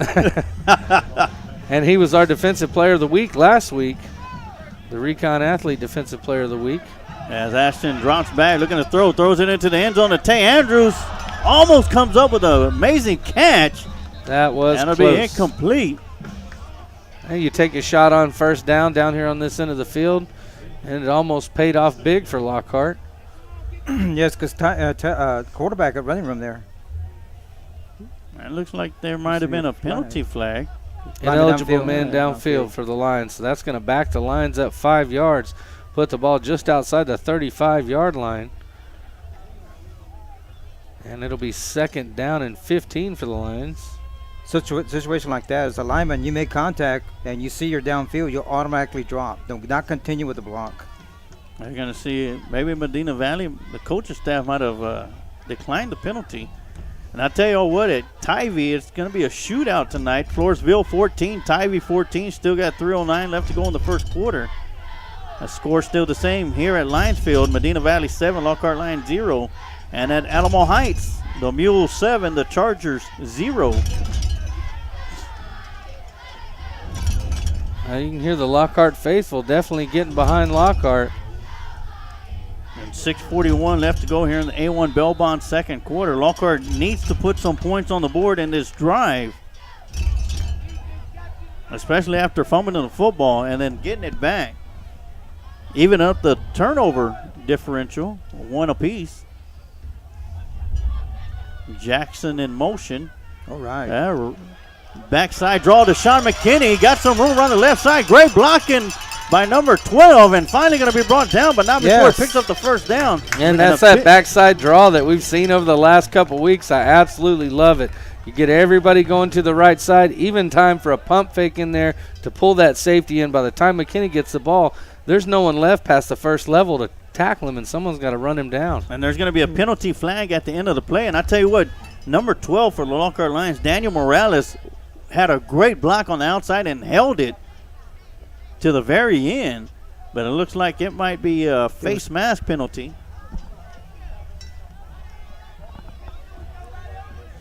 I guess no, they're going to call it holding on the Lions. Yes, against us. I guess it was that block you were talking about. Yeah, I guess he held on just a little too long. That's a long time to hold a block out there on the edge. It'll still remain first down after the 10-yard mark off. It'll be first down and 6. Or excuse me, first down and 7.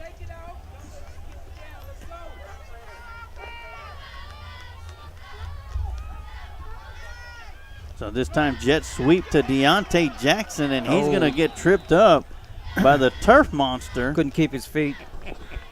Yeah, just reached up with that turf hand, grabbed a hold of his cleat, and put him down. So that'll bring up second down and 7. So a little turf monster gets in the stats books tonight.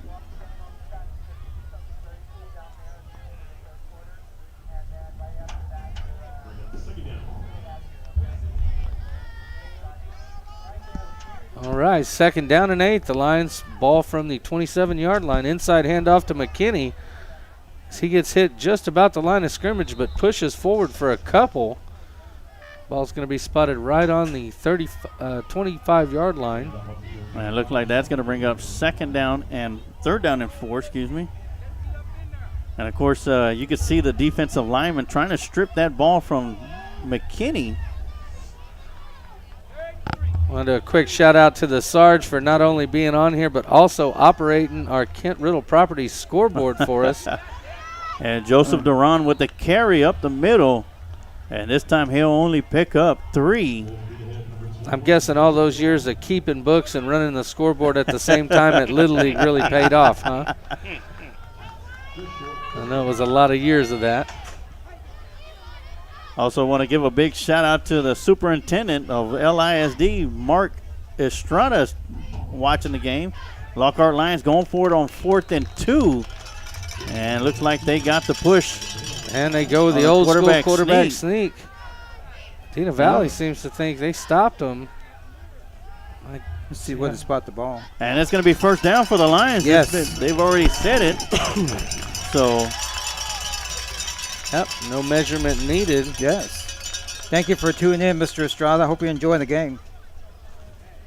So big first down for the Lockhart Lions on 4th and 2 as they have the ball at the 21-yard line.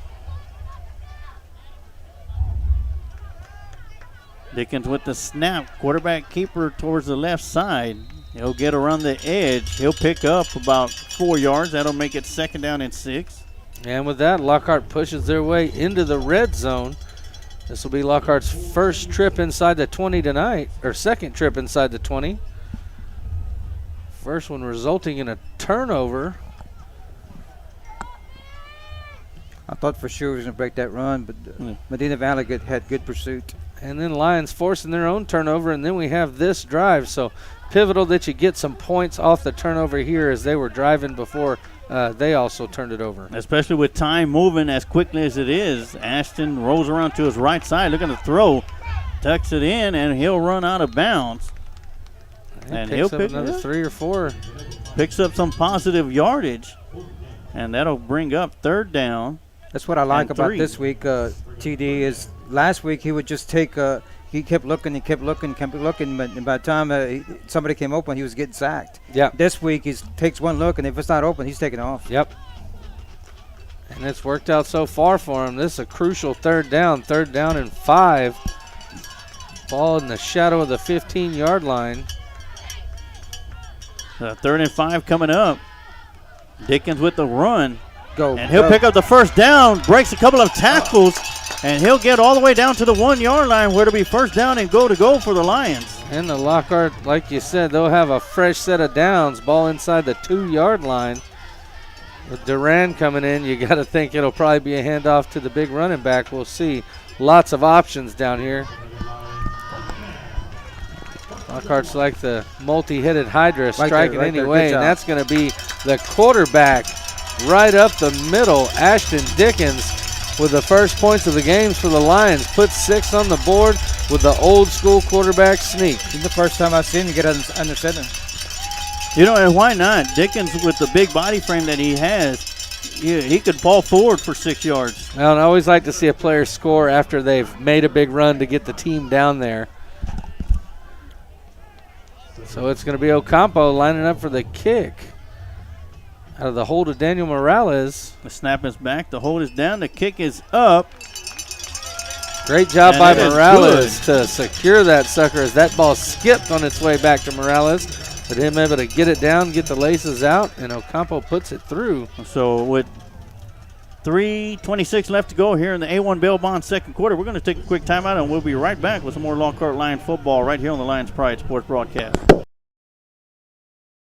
The Lounge Sports Bar, located at 211 East Market Street, just off of downtown Lockhart. The right place to have a great time with friends and enjoy the game on our big screen TVs. We have a large bar lounge, allowing for many people to crowd around and cheer on your favorite team. The Lounge Sports Bar, open 7 days a week starting at 11 a.m. The best place in Lockhart to enjoy cold beverages and watch live sports. So make the Lounge Sports Bar your favorite destination for sports and drinks. And we are back here at Lions Stadium here on the Lions Pride Sports broadcast as Omar Ocampo just nailed it through the uprights after a short 1-yard touchdown run by Ashton Dickens to tie the game up at 7 apiece against the Medina Valley Panthers. And the Lions will be kicking the ball off with 3:26 left to go here in the A1 Bail Bond second quarter. The Panthers received the opening kickoff, so that means Lockhart Lions will come out in the second half and receive the kick. And it's going to be a fair call right around the 33-yard line where the Panthers are going to take over first down and 10. And Lockhart goes with the pooch kick. We've seen quite a few different kicks out of Lockhart so far this year. The pooch kick has almost been successful for us a couple times on some bobbled catches. And so far, Omar Ocampo's done a great job for the Lockhart Lions on special teams. Got moved up from the JV squad midway through the season and has been the main guy for the Lockhart Lions since then. And here we go, first down and 10 for the Panthers. Ball is at their own 33-yard line. Rash drops back, looking to throw, has to tuck it in. Great pressure in front of him by the defense. And Rash with nowhere to go gets rid of the ball to the sideline. He's out of the tackle boxes, so no grounding there. Good move by the senior quarterback. Yep. And, man, Lockhart's putting the pressure on him. He doesn't have a lot of time initially, but the kid knows how to make time, I tell you, because he definitely creates and extends plays with his legs to give himself more opportunity. And that's just difficult when you're a secondary because you've got to not only stick your man, you've got to stick him for an extra 10 seconds each play. And tell you what, that's a lot in the course of a football game. And here we go, second down and 10.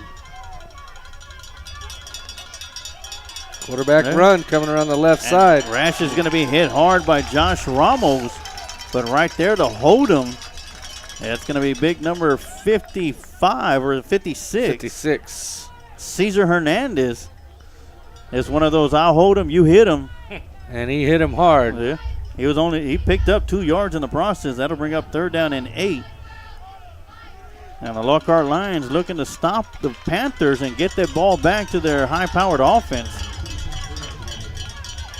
Takes the handoff. Rash with the throw over the middle. It's going to be caught as Ashton Hernandez is going to come up with the stop, but not before. The receiver's going to get across midfield. That's Daniel Morales out there playing Daniel defense. Morales, excuse me. Good throw, good guy. You'll see, we've seen Daniel Morales on both sides of the football tonight.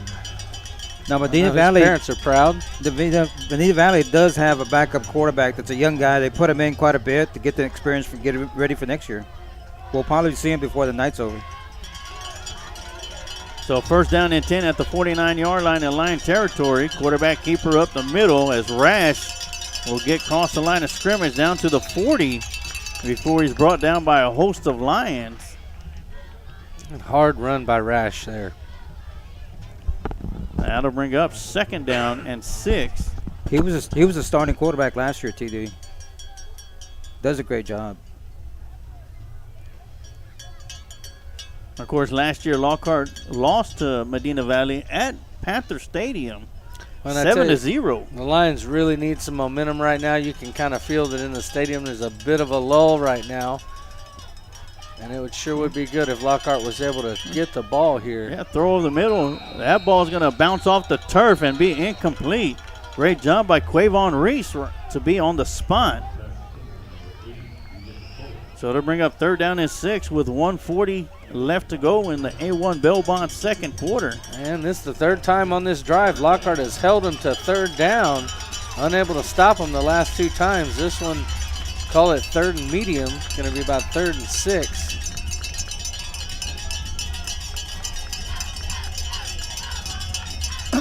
You can hear the Lockhart crowd starting to pick up. Realizing this is going to be a big play for both teams. Panthers got 3 receivers up top. Quick throw out to the receiver up on the top side. Didn't make it. That didn't make it. He'll pick up 2 yards, though, and that'll bring up fourth down and 4. Great job by the Lockhart secondary on that side. Daniel Morales along with Josh Ramos fighting through the blocks on the screen to get him down for only a gain of a couple. Lockhart was in great position for that to stop that play. And they fought through their blocks like they weren't even there. And the Lockhart Lions call a timeout, so while they'll take a timeout, we'll take a timeout too. We'll be right back with some more Lockhart Lion football right here on the Lions Pride Sports Broadcast. If you're looking to capture that special moment, let Adrian Gutierrez Photography capture that special moment for you. Whether it's a wedding, birthday, family photo, or any special occasion, Adrian Gutierrez Photography is the right one to turn that special moment into a memory that will last a lifetime. Adrian Gutierrez proudly supports Lockhart Lion Athletics and can be seen at many events in Lockhart, as well as at Lockhart Lions sporting events, offering his time to create special moments for the Lockhart community. You can contact Adrian Gutierrez Photography at 512-227-6794. Email adriangutierrezphotography@gmail.com or his website adriangutierrezphotography.com. Well, things got switched up. Looks like the Panthers are going for it. Deontay Jackson is back deep. Quick throw over the middle, and that ball's going to be caught. And it's going to be Jackson that brings him down, but looks like a little miscommunication as the Panthers came out for first to go for it on fourth down. Picks up a big first down with a throw up the middle. And now instead of having the ball, you've got your back up against it as they've got the ball just inside the 25-yard line. Panthers on the move here. And the penalty. It's going to be a false start on the receiver. Just got a little excited there. Did number 82 and took off a little quick. I'm starting to like the zebra.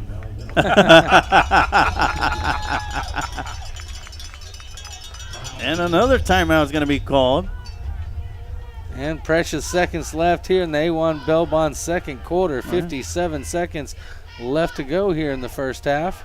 Make sure you stay tuned at halftime. Catch the Kreitz Market halftime show. The Lockhart band will be performing for you, as well as the Lockhart Lionettes and flag team. I didn't see Medina Valley bring their band with them. No, I don't think so. Okay. Well, maybe we'll get a nice long show from Lockhart, or either that or we'll have plenty of time to reflect on the first half. As slow as it's been, may not take us too long for a recap. And we do have a special guest coming in at halftime. It'll be a memo from the CFPO and quick district rundown real quick. Floresville Tigers 28, Tybee Antlers 14. At Alamo Heights, the Mules 14, the Chargers 7. And it's going to be a reverse play coming for the Panthers, and Deontay Jackson not having none of that. Well, after the penalty moves them back, Jackson moves them back even further. That's a loss of a yard or two there. It's going to bring up second down and 17. Another timeout called by Medina, so that'll be the third and final timeout, and we'll take a timeout too, and you're watching Lockhart Lion football right here on the Lions Pride Sports Broadcast. Head on down to Commerce Cafe at the corner of Commerce and Market Street in the heart of historic downtown Lockhart for a meal that'll make the whole family happy. Wash down our Statesman-approved chicken fried steak with an old-fashioned root beer float. Keeping healthy? Grab a peach salad and roasted chicken. We can't wait to see y'all at Commerce Cafe at the corner of Commerce and Market Street in the heart of historic downtown Lockhart.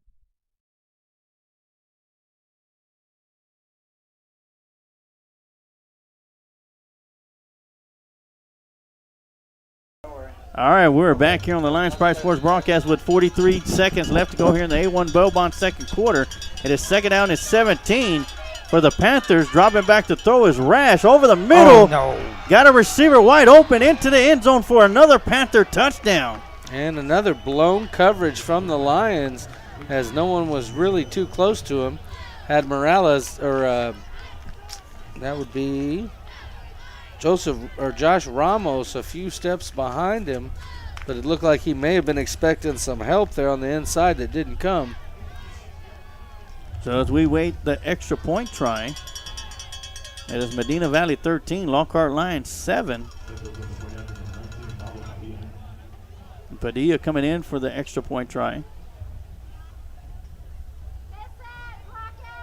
Snap is back, the hold is down. The kick's going to be blocked by Quavon Reese, and it's going to be scooped up by the Lions. Unable to bring it back. Well, we've seen it before. That 1 point can make a difference in the end of a game, especially when it's tight as this. So with that, it'll be Medina Valley 13, Lockhart Lions 7. And it looks like there may have been a penalty on the play. And they're bringing back the special teams out onto the field. Well, so that block comes off the stat book for Jackson. Who must have been offside. Must have been offsides. They penalized him half the distance to the goal. We'll see if Lockhart gets another run at it. Each kick we've seen from him has been a real low trajectory. Looks like they will still kick it. All right, so here we go. Extra point try, part 2. And we got a new kicker in the game for the Panthers. Number 44. And he doubles as a D lineman. He handles the kickoff duties. Snap is back. The hold is down. The kick is up. And skyrockets that one through the uprights. So the coach said, go in there and don't put any angle on it. And he did. He kicked it straight up. So with that, it'll be Medina Valley 14, Lockhart Lions 7. We'll take a quick timeout, and we'll be right back with some more Lockhart Lion football here on the Lions Pride Sports broadcast.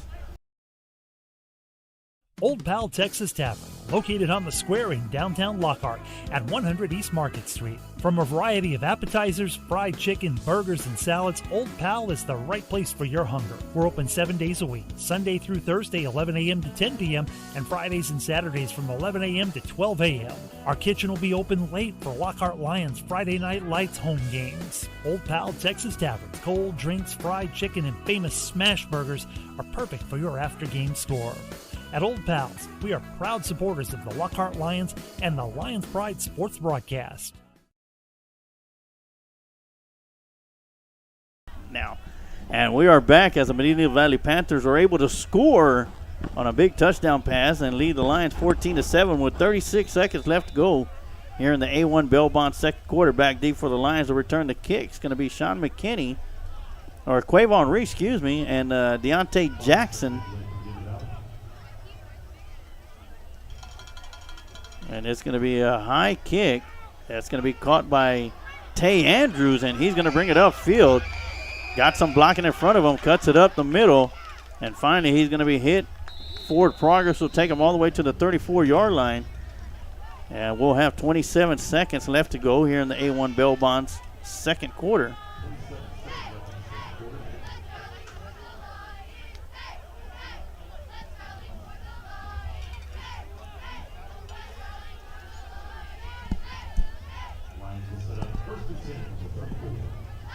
Of course, I want to give a big shout out to my wife who's back at home and working on our new adventure in Shimmer Me Tumblers designed by Blanca and Emilio. Go and check us out on Facebook and look at the customized tumblers that we've come up with. Order yourself a customized tumbler. Hit us up on Facebook. Let us create that memory for you.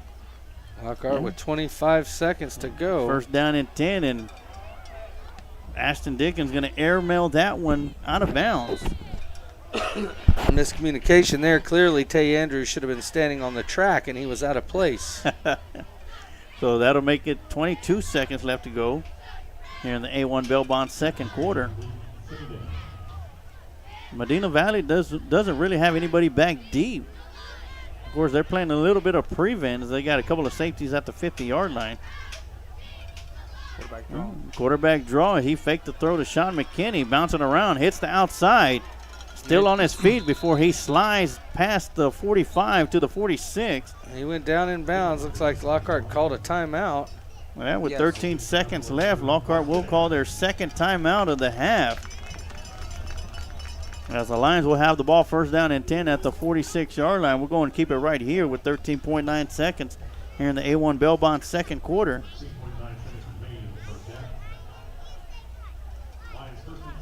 And a quick update, Floresville Tigers 28, Tivy Antlers 14 there in the second quarter. Bernie Champion 9, Alamo Heights Mules 14. Looks like the Chargers got a safety, and here at Lions Stadium is Medina Valley Panthers 14, Lockhart Lions 7. Only 13 seconds. You got time for around 2 plays, but they've got to be 2 plays executed quickly. So I'm looking for something towards the boundary to move the ball down and then maybe give you a shot into the end zone. Or if you can pick up enough. And all you Rattler fans, Lockhart still has a timeout, so if they can get far enough in the 2 plays, they may be able to take a field goal attempt. Yeah. San Marcos Rattlers defeated the Del Valley Cardinals 49-35 last night. Probably get the 4th place spot. Dropping back to throw is Dickens. Tucks it in. And he'll run it around the near side. Cuts it back up.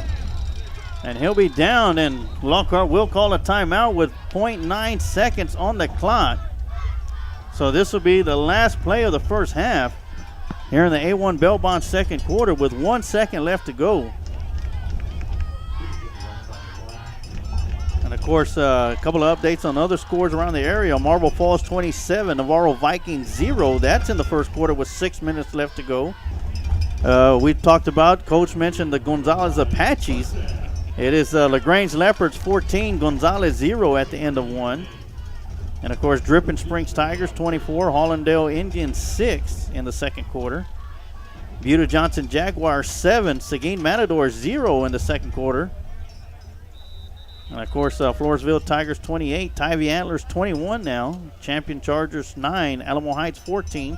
And here at Lions Field, it is Lockhart Lions 7, Medina Valley Panthers 14, as we have 1 second left on the clock. I can't understand why they're not kicking it, Sarge. It's only a 59-yarder if they try it.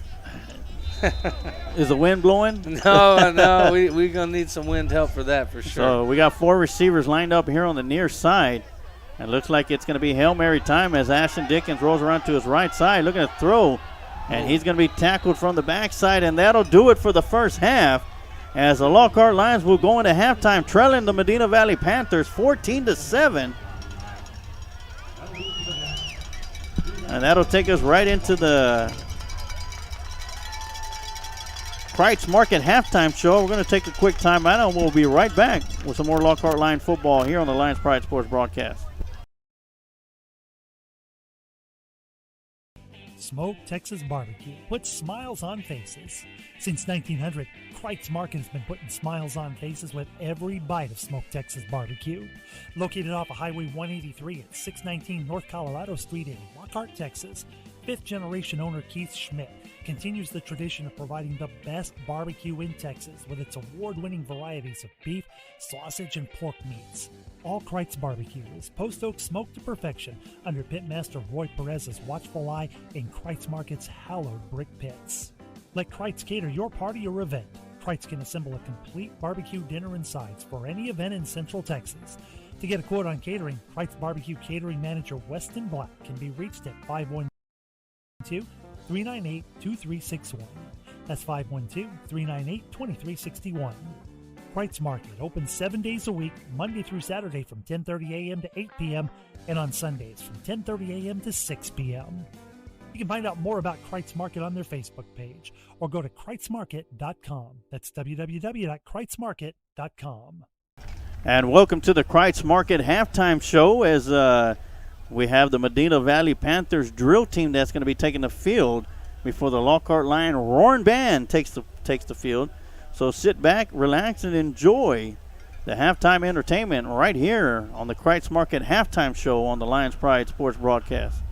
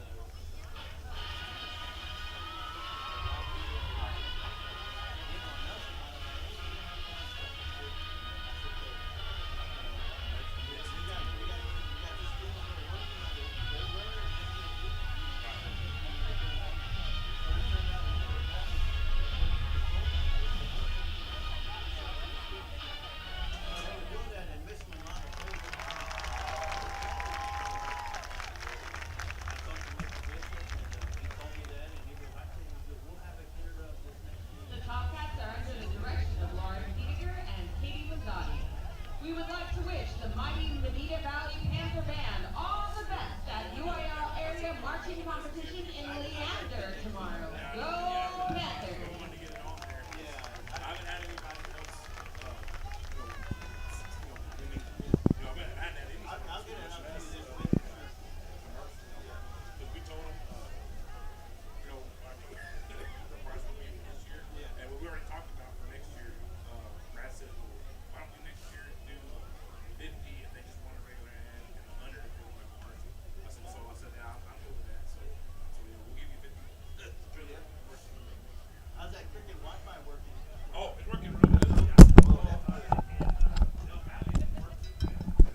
Please, welcome to the field, 2021-2022 Lockhart High School Lionettes.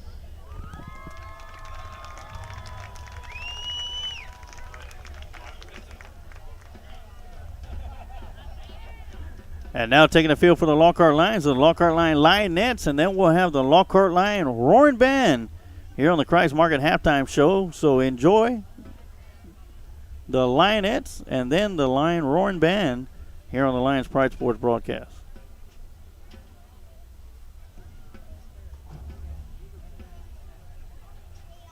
The Lionettes are under the direction of Mrs. Melissa LeBlanc.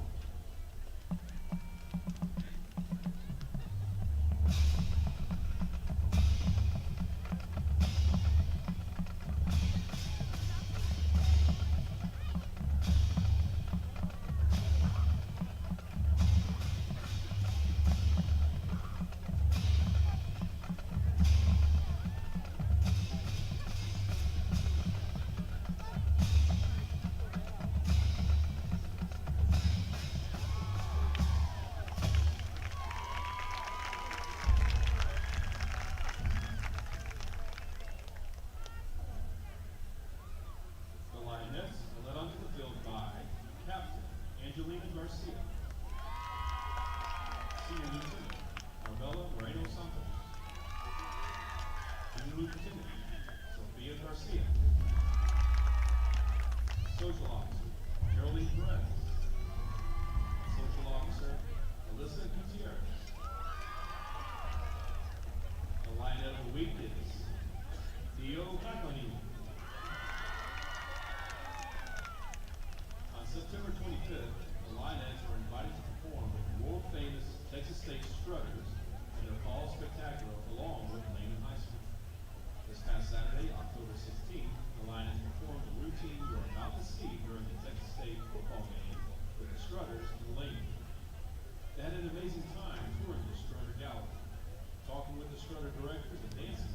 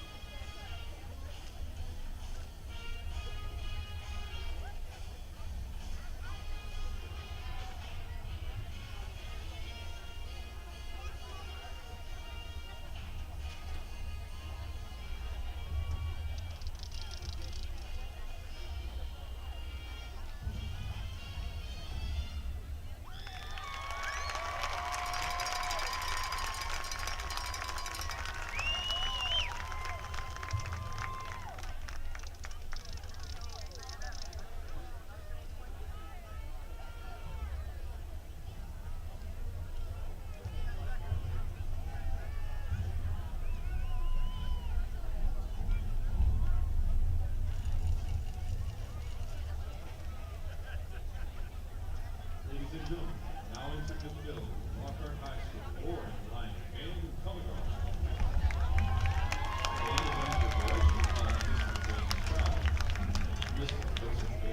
And here we go as we continue on with the Kreitz Market halftime show as a Roaring Lion Band is taking the field. They're going to be setting up right now.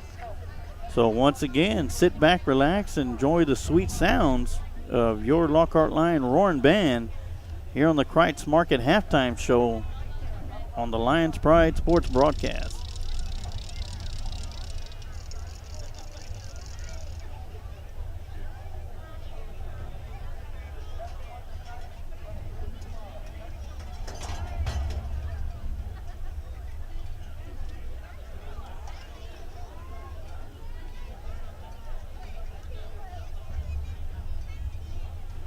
The freshman of the week is Zach Acosta.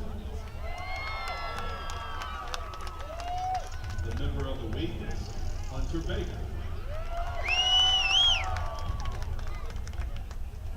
And the section of the week is the percussion section.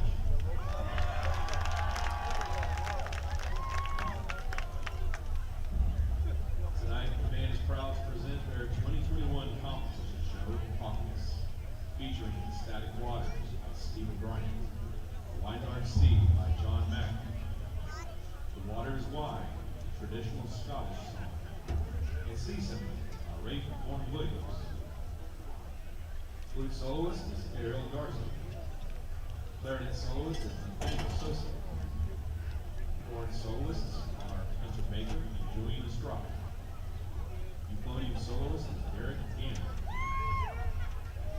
Musical arrangements by Bob Kresge and Colin Payton. Drill designed by Luke Hall and production designed by Jeffrey Sperling.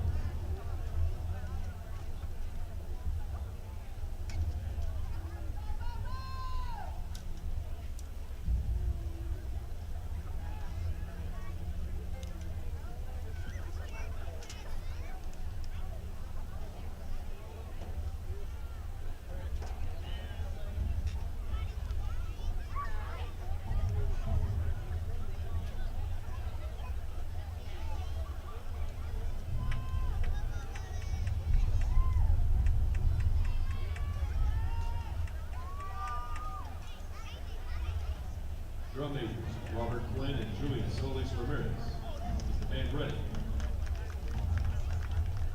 Please welcome the 2021-2022 Lockhart High School Roaring Lion Band.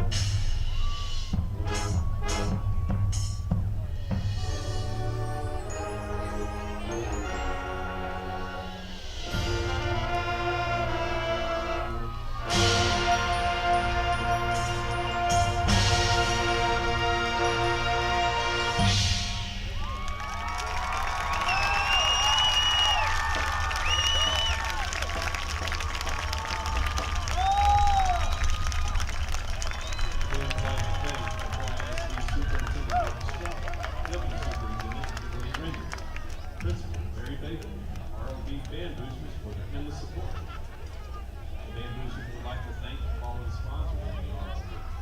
At the Platinum level, Lockhart Ford Motor Company. At the Diamond level, Ron Drive. And the Bed Pet Care, Price Market, and Link Realty. Come to the visitor side at such stand and get a great hamburger and sausage. Please give one more round of applause for the Lockhart High School Roaring Lion Band and Pinettes.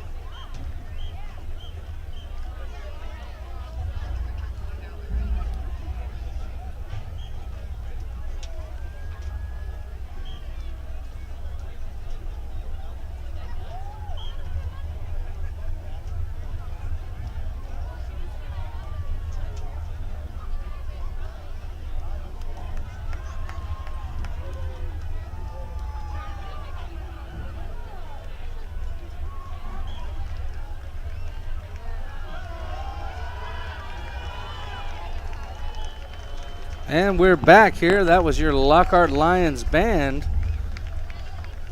And that's the Kreitz Market halftime show here. With myself, TD Tom Dunn, Emilio de Sarge Juarez, and the coach and special guest this evening, Eric Lugo from Luling Eagles. We were just talking in the break about how when Luling broke their losing streak earlier in the year, we were in Dripping Springs broadcasting to you folks. Then we drove all the way home. I put the game on and watched it to the end to see the Luling Eagles get that victory. That was pretty awesome, Eric. Yeah. Thank you, TD. We appreciate that very much. Long time coming. Yeah, well, and Lockhart and Luling are two communities that are so closely tied. You know, so many people with relatives in Luling and people in Luling with relatives in Lockhart. You know, the towns are just too close for everyone to be strangers. The Lockhart and Luling, two towns that are well connected. And both teams are out getting warmed up in the end zone. The score is 14-7. Medina Valley Panthers up. They did receive the opening kickoff, and they used it to chew up about 6 minutes of clock right off the bat. So just that right there kind of chewed a chunk of that first half, and the first half was a very quick first half because the clock stayed running for most of it with both teams holding on to their timeouts all the way till just before halftime. So Medina Valley came out. They had a big fourth and 9 down here at the Lockhart 30-yard line, in which their quarterback number 16 nope, it's not number 16. Number 6, Nick Rash, found some room, got out on the edge, and had an open receiver in the end zone and throws a touchdown to put them up 7-0. Lockhart then comes back, marches down the field, turns it over on a fumble from Tate Andrews that's picked up by Medina Valley. Then 2 plays later, we had that would be Jacob. 2 plays later, we had Josh Ramos poke the ball out and cause a fumble for the Lions. The Lions then recover that. They then go down to score on a quarterback keeper by Dickens after a long run Dickens had from outside the 20 to get him all the way down the 2-yard line. He goes under center and pokes it in, and then Medina Valley came right back out after that, chewing up most of the rest of the clock in the A1 bail bond second quarter, taking it all the way down to about a minute before they scored again on a pass from number 6, Nick Rash. Lockhart then got the ball with just 27 seconds left, had a couple of plays and went for a Hail Mary, unable to get rid of the football on that play. So that was the first half, and Lockhart is behind by 7 points. We've got a minute and 33 seconds left until the second half kickoff, folks. Lockhart's kept this one close, and like I said, it's been a slow game, Sarge. It has been, and of course, Lockhart Lions, as you mentioned, do get the ball back to start the second half.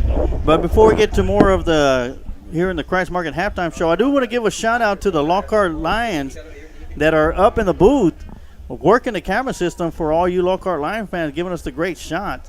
Osgood Carlson Sr., he's a director and camera supervisor. Jaden Elizondo Sr., he's working the replay camera. Knox Gardner, Senior, he's a graphics man. Feliciano Lopez Flores Sr., he's a cameraman. John Sugru Jr., cameraman, and Ryan Peterson, also a junior, working the cameras, making sure that we have all the great video shots. Yeah, and they've got 5 cameras around the stadium. They put them in different places. We've got one up left of the press box, one top middle.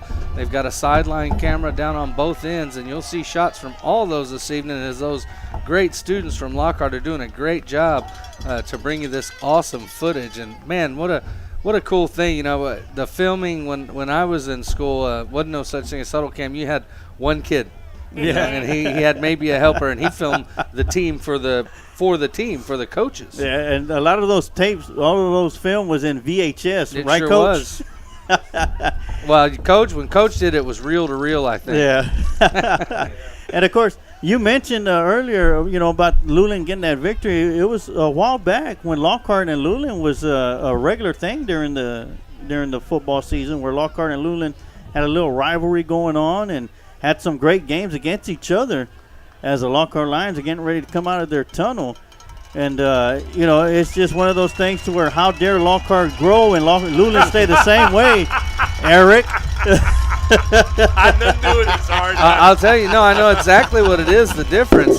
So the difference is if you own land in Luling, there's oil on it, and there's no way you're subdividing it up. Yeah. You're just going to keep on pumping it out of the ground and getting that check, whereas Lockhart has seen a ton of subdivision over the last 10 years and grown quite a bit in population. And, I got to say I like how Luling's doing it. They're keeping their small town a small town because the folks who own the larger piece of property with oil on them, they ain't selling or going nowhere. No, sir. And neither would I. I want to give a couple of shout-outs for those that are watching. Paul Buckner says, "What's up, Thomas, Sarge, and Coach from Buckner Lawn Service." What's up, Paul? Thank you for tuning in. Of course, we got Willie Coleman says, "Go Lockhart." Clyde Wright, "Let's go Lions." Let's go Lockhart from Nichelle. Marcus Strada chiming in, "Let's go Lions." Of course, Superintendent of Lockhart Independent School District, thank you for watching. And, of course, Kent Riddle doing the QA for us tonight. I'm Emilio Sarge Waters doing the play-by-play. Color commentary is TD Tom Dunn. Football analyst, the coach, Amado Galvez. Special broadcaster coming in the broadcast booth for us. The voice of Luling Eagle Sports Broadcast and Luling Eagle Sports is Eric Lugo. And I've got a shout-out, Sarge. I just want to shout out my personal QC who is in the house tonight. Came to the game watching it from the 50-yard line. That's Jim Hughes in Westwood Wild Game. Folks, you get a deer this deer season, go see him at Westwood Wild Game right out there south of town on Westwood Road. He has got all kinds of awesome stuff that he can do with your deer, and the deer you take him is the deer you get back. Oh, yeah, and Richard John Cepeda says, "What's up, Sergeant Coach?" Former classmate of mine. And, of course, my wife back home, QA, also as well. Is he watching from the nursing home? Well, you said he was a former classmate, so I just assumed. And that was going to be almost looks like onside attempt, and that was going to roll out of bounds. They love to onside kick. They did that against Lamo Heights quite a bit last week.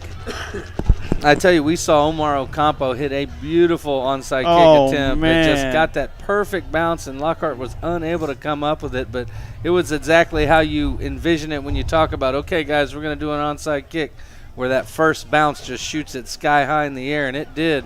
But Lockhart was unable to come up with it. But Lockhart's going to start this half out with great field position here in the Adam and Sons Heating third quarter. Ball's going to be at the 40-yard line. So Lions only have 60 yards between them and tying this game as Dickens comes out. And Dickens can definitely get that on one play. And the handoff's going to go to Sean McKinney. Stretch it around the near side. He's going to get bumped out of bounds. And McKinney unable to turn the corner there as the Medina Valley Panthers showed great pursuit. That was number 14, Adam Chavez, forcing him out of bounds there after McKinney picks up 2 yards for the Lions. I'd like to give a shout-out to Coach Darrell Thomas of the Luling Eagles coaching staff who's watching. Coach T, Hey, what's up, Coach, Coach how you T? doing? I got a special shout-out here at the end of this play. Of Quick throw out there to Tay Andrews. He'll make the catch. Tries to get around. Stiffs arm a defender. Great job by Tay Andrews as they had him locked down behind the line of scrimmage. Flag came out, Sarge. Well, good job, Andrews, making something out of nothing. We'll see what the penalty is Personal here. foul, face mask. Oh, what? Against us. Well, they had two of them that fought past Deontay Jackson on the outside to kind of bottle Tay Andrews up, and then he was able to get a couple. But evidently someone had some hands to the face. Oh, special shout out from Paul Rodriguez, our main sponsor, Recon Athlete. Says, howdy, gent. Shout out to Recon Athlete sideline reporter James Santa Cruz. Also from the dark side of the mic. I see James down there standing on the 40-yard line. And Sarge, a quick thing about Paul. Thanks, Paul, for listening. I found out that I'm wearing my Knights of Columbus shirt. I had a Knights of Columbus function today, and I found out that his dad is the gentleman that I know from. I've known him for quite a while. Oh, wow. And I didn't know they were connected. And, of course, I met Paul back at your event back in August. Yes. Preseason event. Screenplay coming up. So Sean McKinney, he'll turn it upfield, only gains a couple of yards.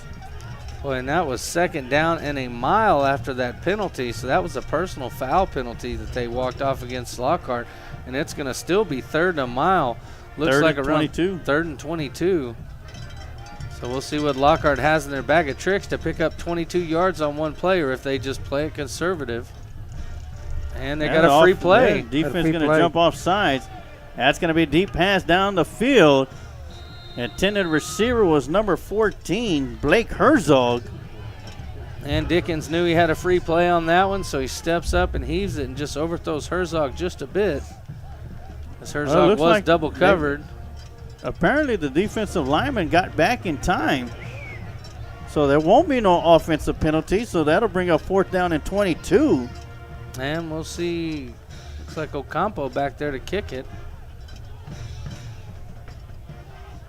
And the return will be standing at his own 33-yard line. Plenty of field here for Ocampo to really boot one.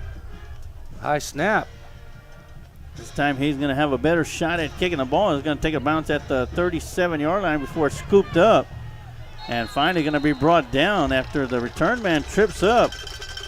And once again, the turf monster is going to get into the action as Daniel Morales will get the assist on the tackle. And that's number 4 for them, who is not listed on their roster. So if you know who he is, folks, if you're listening from Medina Valley, let us know in the comments who number 4 is for Medina Valley. Oh, yeah, and if you're a Medina Valley Panther fan, welcome to the broadcast and watching tonight's football action between the Medina Valley Panthers and the Lockhart Lions here from Lionsfield. Medina Valley from their own 35. 1st down and 10, man in motion coming across the near side. And that's going to be handoff to Guerrero, and he's going to be hit by Josh Flores, as well as Cesar Hernandez coming in to help clean up the tackle. Good tough run by that sophomore running back. And Ramos did a great job fighting past his block to get into the backfield and put a good hit on him, but he's still able to squirt forward for a couple of yards. That'll be 2nd down and 6. I tell you what, he's having a good game, that number 28 for Medina Valley. Yeah, we talked about during the Recon Athlete pregame show. He had issues with fumbling the football. So far, he's been hanging on to it. 2nd down and 6. High snap. Guerrero's going to get it off the high snap from Rash, and he'll cut it upfield, and he'll pick up the 1st down as he crosses the 40-yard line to the 46. So Guerrero did put the ball on the ground earlier in the 2nd quarter of the ball game. Be great to see the Lockhart Lions knock it loose again. After being unable to score on the first drive of the second half here in the Adam & Sons AC and Heating 3rd quarter, we have 9:45 left to go. And Medina Valley will be in no hurry, as we saw in the 1st quarter. The play clock will be under 10 every time they hike it as they do the full huddle. They're in the pistol formation. Rash drops back, looking to throw. Got the receiver deep as a defender fell down. And a big touchdown play of 64 yards for another Panther touchdown. And the Panthers will go up by 13. And it's now a 2-possession game. And we'll see See if they go for 2 to maybe get that point back they missed earlier. No, they threw the tee out on the field. And once again, it's going to be that big lineman coming up, number 44. Joe Tarvin, senior defensive lineman. He sent one. He kicked one in the first half, and that I don't think it's landed yet. The snap is back. The hold is down. The kick is up, and that one is good. All the way back onto the track there. Getting ready to hit 20. So that's going to make it a 2-score ball game as this 3/4 full moon comes up over Lions Stadium with 9 minutes and 21 seconds left to go in the Adam & Sons heating first half. And we're going to take a quick timeout. We'll be right back with some more Lockhart Lion football right here on the Lions Pride Sports broadcast. Adam & Sons AC and Heating is a locally owned business. President, CEO, and U.S. Navy veteran Adam Renteria has been certified in HVAC since 2010. Adam is also certified as a home performance specialist through BPI. Adam & Sons offers professional work, excellent quality service with affordable prices. Whether it's commercial or residential, Adam & Sons is the one to call. Contact Adam & Sons AC and Heating at 512-844-2695 or email adamrenteria64air@yahoo.com. Mention you heard this ad on the Lions Pride Sports broadcast and get 10% off your service call.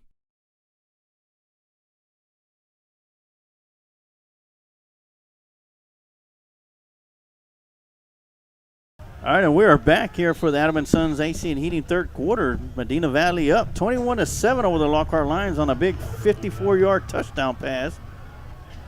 And back deep for the Lions. Looks like that's going to be number 4, Quavon Reese here on the near side. And on the far side is going to be Deontay Jackson. And this one's going to be a high pooch kick to Tay Andrews. As Tay Andrews is going to bring it up. Gets a couple of blocks, breaks a couple of arm tackles, and he's going to be brought down at the 35-yard line. Tay Andrews has showed us going to take over. He does not like to fair catch the pooch kick. Even if they're within a yard or two of him, he's going to catch it and try to get a little more, and he does just that there, bring the ball out to the 35-yard line, giving the Lockhart Lions good starting field position. Again, they've had fair starting field position all night. I don't think they've started a drive inside their own 30-yard line. So short fields, but unable to capitalize but one time so far for the Lions as they're down 2 scores here. 9 minutes and 14 seconds left to go here in the third quarter. And this drive right here has to end with points for the Lockhart Lions. Inside handoff to Sean McKinney following the block of Joseph Duran. And McKinney will pick up 4 yards, and that'll bring up second down and 6. And that straight ahead running game out of the pistol from Lockhart. Nothing secretive or tricky about it. We're just going to line up and we're going to run straight at you and see where we get. And they get 4 out of that one. Out of the pistol formation, it's great to just run straight downfield. Yeah, it's just like an eye, really. Your quarterback's just backing up so the exchange is quicker. This is going to be a fake option. A quick pitch to Deontay Jackson. He'll break out of a tackle, bounce it out to the outside. Almost picks up the first down. Flag down on that, Sarge. Yeah, flag down on the backside, right around the 42-yard line. Great play fake there by Dickens and Sean McKinney has fooled us, fooled the cameraman. I was watching them, and the ball comes out the other side in the hands of Jackson. Holding against us. Oh, Lee. So Lockhart hurting themselves with penalties here in the third quarter, as this is the third penalty that's pushed the Lions back when they've had the ball.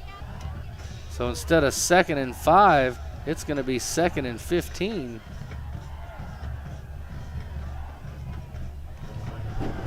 So another unfortunate penalty for the Lockhart Lions. 3rd and 15, yeah, rather. 3rd and 15. Actually, second. Okay, I got the 2nd marker and right. 13. The way that marker was flipping through numbers, man. It's 1st, 2nd, 3rd, 4th down. It's all those. Pistol formation again.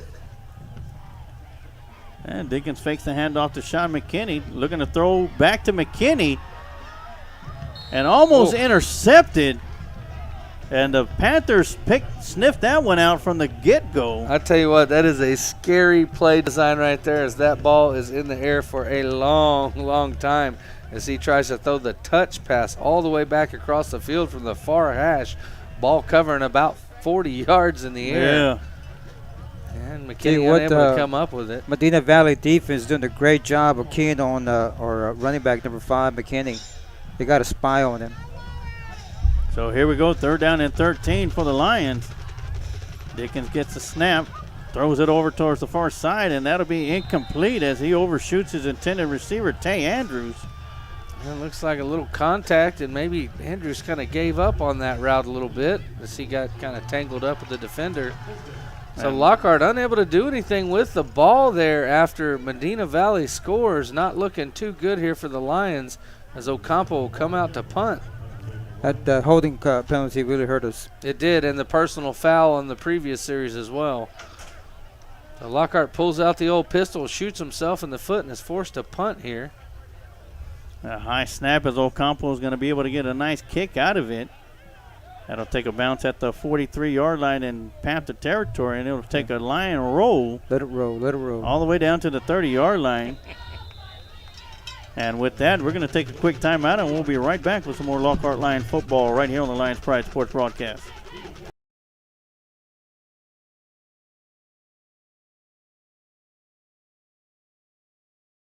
Kent Riddle Properties has been a big supporter of Lockhart Lion sports for over 40 years. Lockhart Lion fans all over the world have been able to follow the games on the Kent Riddle Properties scoreboard, as well as being one of the top sponsors of the Lions Pride Sports broadcast. Kent is also the QA guy for every broadcast. Kent Riddle has been in the real estate business for over 35 years. If you are looking to buy. All right, well, right back to the play of game as the Panthers came out in a hurry. And the ball was snapped high. Quarterback number 6, Rash, able to get a handle on it and fall on it, but that's going to be a loss of 6 yards on 1st down for the Panthers. The Lions defense has a little cushion here. I'm going to bring up 2nd down and 16. Watch the deep ball. That's gotten Lockhart twice here tonight. Deep balls for touchdown passes. And they're all off busted coverage or players falling down. And dropping back to throw, looking to throw deep once again. Getting out of the pressure is Rash. Rash turning to make the throw out of bounds, and great job by Rash. And what a stiff arm he put on Hasael Batras. Said get back, and then he throws the ball out of bounds. So great job by Rash when the Lockharts had him a couple times. Once again, broken tackles, but yet it doesn't matter because it's 3rd and 15, so defense holding strong so far. That's a long time to cover your guy, Sarge, when they're moving like that. Oh, it is. Guys, their quarterback, too, I noticed he's got some pretty good size on him to help him avoid a sack there. He does. He's hard to bring down. 3rd down and 16 for the Panthers. Dropping back is Rash. Got pressure coming from the backside. Has to take it up the middle. Trying to get the edge, and Jackson's going to miss the tackle, and Rash picks up the big 1st down. Scrambling. Lockhart has got to shore up their tackling game and wrap these guys up. Tell you what, folks, we got a beautiful moon rising here over Lions Field. You could actually see the craters in the moon. Beautiful. With your own eyes. Actually, I'm using the camera to do that. But a big 1st down for the Panthers extends the drive for them as the Lions were unable to keep Rash from the big gain. Guerrero with the inside handoff as he bounces it out to the outside. Once again, breaking through a couple of arm tacklers. And he'll pick up 8 yards, and that'll bring up 2nd down and 2. Well, we know Coach Mabus is a defensive guy, and I can guarantee you he'll be talking to defense about tackling next time they're on the sidelines. As we see Lockhart making some substitutions. Diego Castillo coming into the game, keeping fresh bodies on the line. They have plenty of time to do that as Medina Valley huddles up each play. So Lockhart able to get their subs in and keep some guys fresh on 2nd down and 3 for Medina Valley. Ball on the 47. It's going to be a jet sweep. Yeah, coming around the near side, and Jackson's going to be right there to make the tackle. But not before he's able to pick up enough for a 1st down for Medina Valley, so that's going to move the chains and put the ball into Lockhart territory. A little further into Lockhart territory. Ball's going to be spotted at the 44. 1st down. Yeah, first down and 10. We're at underneath 6 minutes left to go here in the Adams & Sons AC and Heating third quarter. Got to do something. Medina Valley just chipping away at the Lions right now, getting yards 3, 4, 5, 6 at a time. Lockhart defense has shown some glimmers with some big losses and big sacks. Pass drops back. They're going to throw deep. And he's going to receiver. Makes a catch. And they're going to make it say that he caught the ball. And that's going to be at the 19-yard line. And Rash takes a big hit from Diego Castillo, who just came into the game. But Rash hung in the pocket, delivered the ball, and moves the chains once again. Lockhart defense has got to step up right here on this series. You cannot go down 3 scores with 5 minutes, 14 seconds left to go in the Adams & Sons Heating third quarter. Still plenty of time to play, but the way the Medina Valley Panthers offense has been working the clock. Quarterback draw. Yeah. Rash with the quarterback draw up the middle. He's going to be stuffed at the line of scrimmage. And once again, second and third effort, he's going to pick up 6 yards when an initial hit was made at the line of scrimmage. He's a big, strong kid. Tough to bring down. Yeah, you got to get his legs. Got to get him low. If you go up high on him, he's just going to keep pumping those legs, and he's going to push his way down the field. That's second down and 5. Ball on the 14-yard line for the Medina Valley Panthers as they huddle up and come to the line of scrimmage. So second and 5.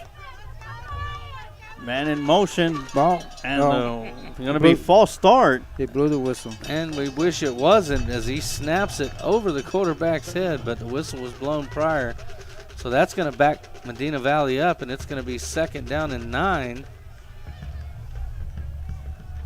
Which every little bit helps. We saw Medina Valley get stopped earlier inside the 30-yard line and elected to go for it on 4th and 11. Although when we've seen them kick extra points, it certainly looks to me like at least one of their kickers would be capable of making a 30-something yard field goal. So after the 5-yard mark off, it's going to be second down and 9.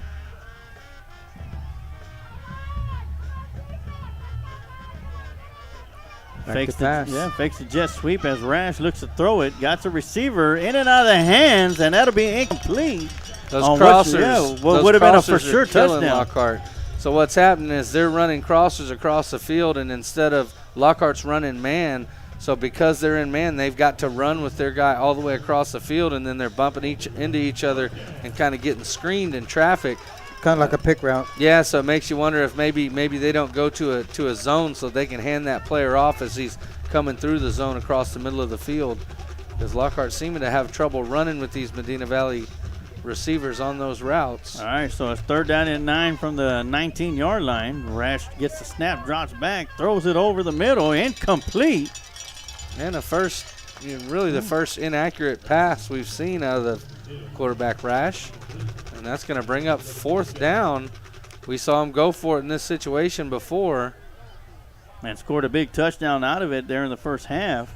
Well, and I'd like to see him go for it again here and give Lockhart a chance to stop him and turn the ball over on downs versus kicking a field goal and going down 3 possessions. Yeah. So they will go for it here. Big play for Lockhart defense. They have to keep Medina Valley from getting the first down. Rash gets the snap, drops back. Got pressure coming from the backside, has to tuck it in. And once again, a hard tackle. And Rash will be sacked for a loss of yardage. And the Lockhart Lions defense will step up and create a huge stop to give Ashton Dickens and the offense the ball back. As we went up on the crowd mic a little bit there, you hear the Lockhart Lions fans loving that stop from the defense. Now, if you're the offense and defense gift wraps you a present like that, hands it to you, what do? You got to capitalize on it. Lockhart has to score on this drive. I mean, they can still win and catch up without scoring on this drive, but I think in a game the way this one's gone, kind of slow pace, grabbing that momentum is pivotal right here. Yeah, where possessions are getting far from few. And it gets the edge that time. Getting the edge, coming around, cutting it back upfield.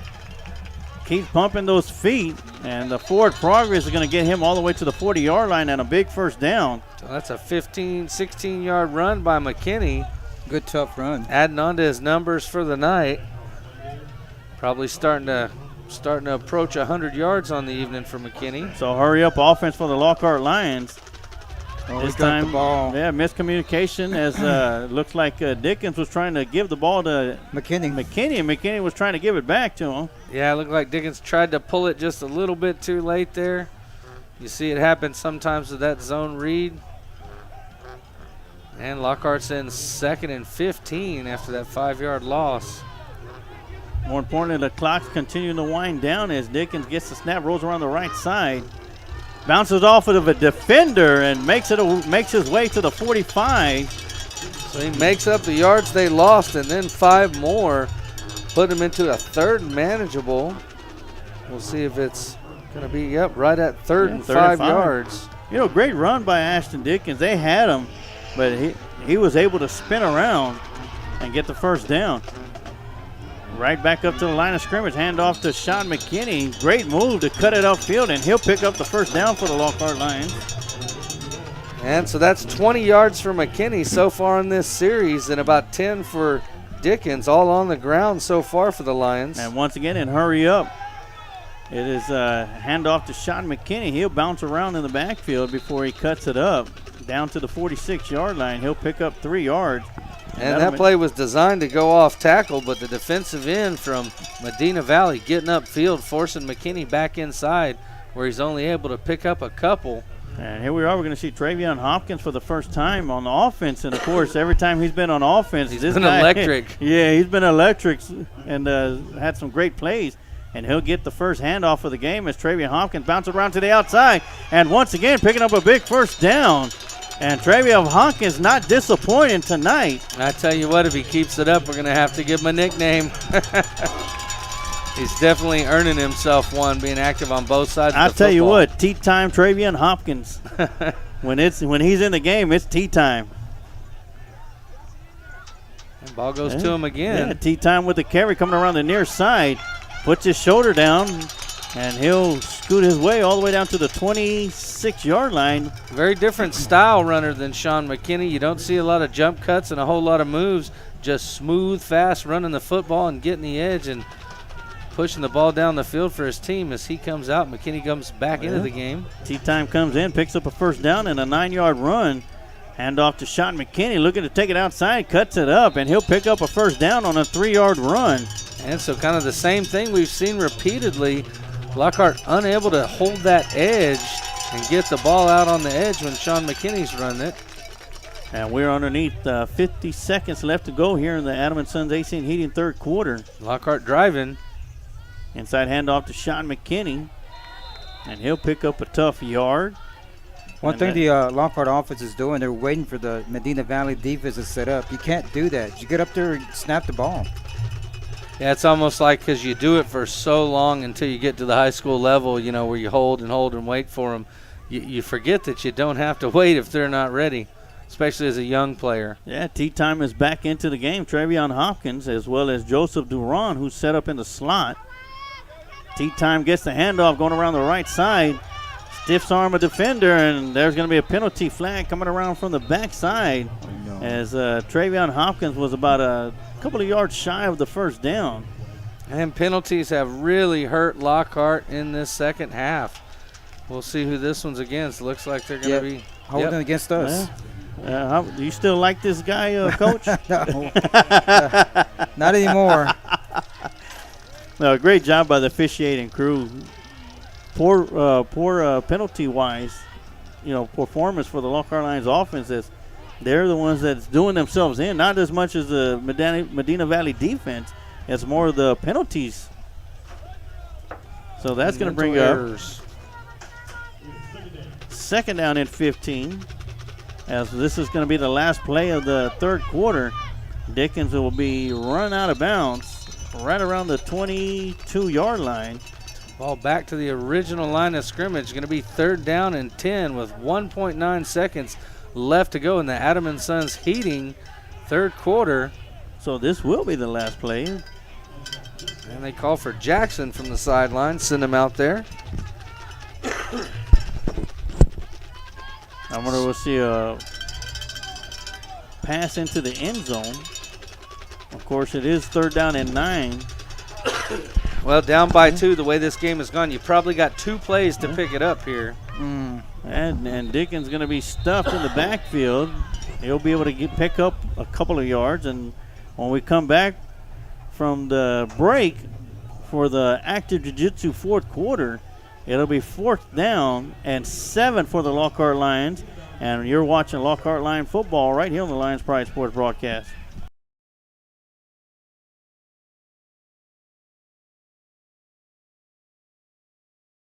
At One Ghost Fitness, our main focus is providing a premium one-on-one personal training experience. Our comfortable and friendly environment ensures each person reaches their maximum potential. Coach Andrea and Coach Hector are ready for your fitness journey. We can train any individual from women to men ages 60 plus. If you've had knee, shoulder, or back problems recently, we can help. We train high school or college athletes with strength and mobility, and regular people just wanting to live a better life and lose some fat on the way. We're located at 903 Fannin Street in Lockhart, Texas, or you can reach us at 512-787-6271. Our hours are Monday through Friday, 5 a.m. to 9 p.m., and Saturday and Sunday, 5 a.m. to 3 p.m. One Ghost Fitness. Here we go with another shot of the moon as we get ready for the start of the fourth quarter here at Lion Stadium. The active jiu-jitsu fourth quarter is Medina Valley Panthers 21, Lockhart Lions 7. So 4th down here. Lockhart is going to be going for it. It's going to be 4th and around 7. Ball is right on the 20-yard line. So crucial play here for the Lockhart Lions, who need a first down. Dropping back to throw out to Deontay Jackson, and the catch will be made, and that'll be a big first down for the Lions. And Lockhart needed that. They brought Jackson in specifically for that 4th down play. Now go quick. Go quick. Don't wait for them. Yep. And we did see him do it a couple times earlier on the quarterback sneaks on the short yardage. It'll be first down and 10 from the 11-yard line. Handoff to Sean McKinney going around the outside, bounces it up forward, sidestepping into the end zone for a Lockhart Lion touchdown. Sean McKinney with a hard-fought touchdown for the Lions. He definitely earned that one as he makes about 5 guys miss on his way to the end zone on a 6-yard touchdown run. So that's going to bring the Lions closer. Lions within 8. It'll be 7 after this extra point by Omar Ocampo, if it's good. You see the baby powder flowing from the student section. The snap is back, to hold it down, the kick is up. And Ocampo is solid tonight. Boots that one right through the uprights.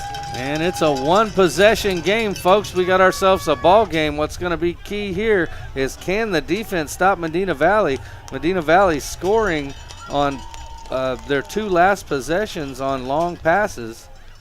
And 21-14, we're going to take a quick timeout, and we'll be right back with some more Lockhart Lion football right here on the Lions Pride Sports broadcast.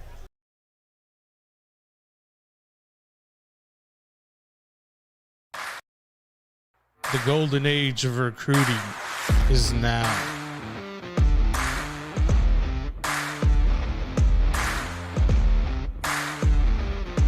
Welcome to Recon Athlete.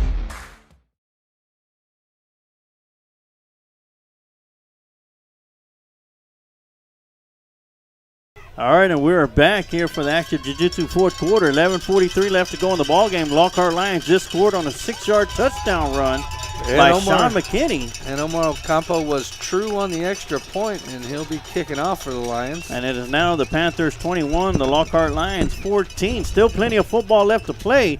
But as we mentioned during the break, while we were in the break time, TD, Lockhart defense has to come up with a big stop right here and right now to get the ball back to Ashton Dickens and Lockhart Lions offense if they're going to want to get back into this ball game and tie it up. It's going to be a high pooch kick. No fair catch. That's going to be brought back. And in on the stop is going to be Deontay Jackson as well as Josue Alvarez, number 43. Zach Hill coming in to help out, too, for the Lions. There's a penalty flag here on the near side. It looks like Travion Hopkins might have got hit late. And if he did, that's going to be huge. Personal foul on the Lions. Oh, come on. I guess it's the other way. And once again, penalties hurting the Lions. That's going to be 15 yards, and that's going to put the ball. Personal foul against Medina Valley. Okay. All right. They just pointed the wrong direction. He's so used to calling Lockhart. Old habits die hard, huh, Coach? Has they'll ever announce a penalty.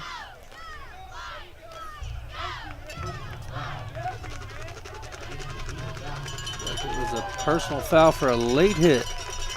And that's going to back him up. Ball's going to be now at the 24-yard line. Still be first down and 10 for the Lions. So here we go. Rashid shotgun formation. Inside handoff to Guerrero. And once again, breaking through some arm tackles. And he'll pick up a first down.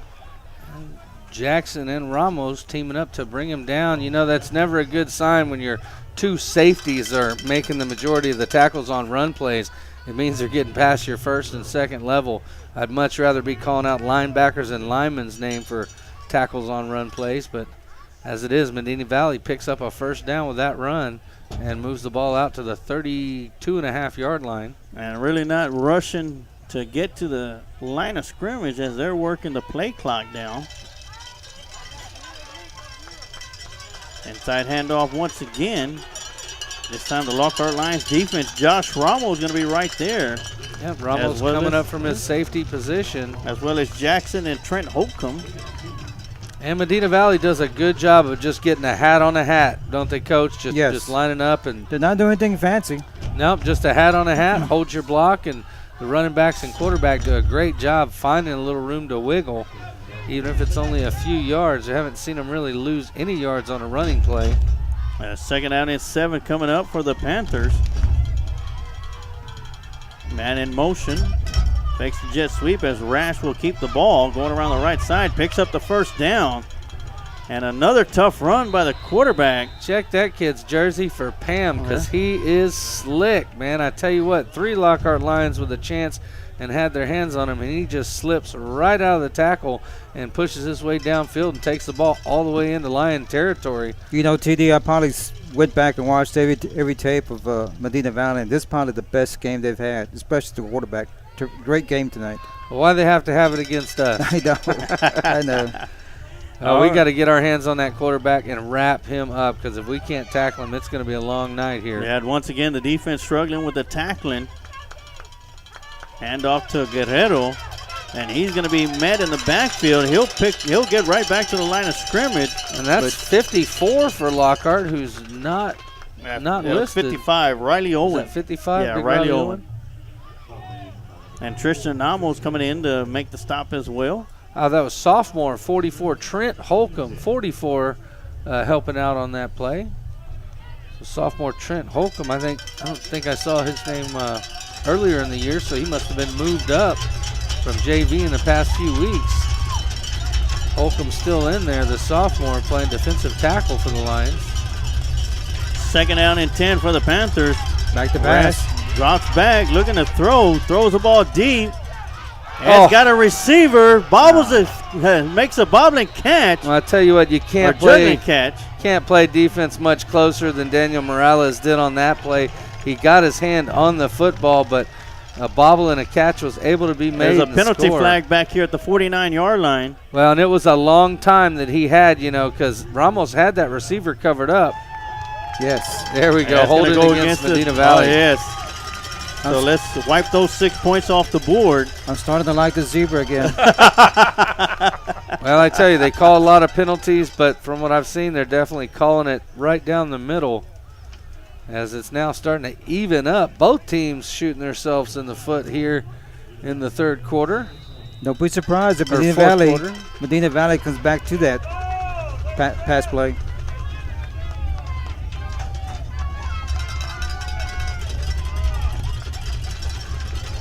So here we go, second down and 20.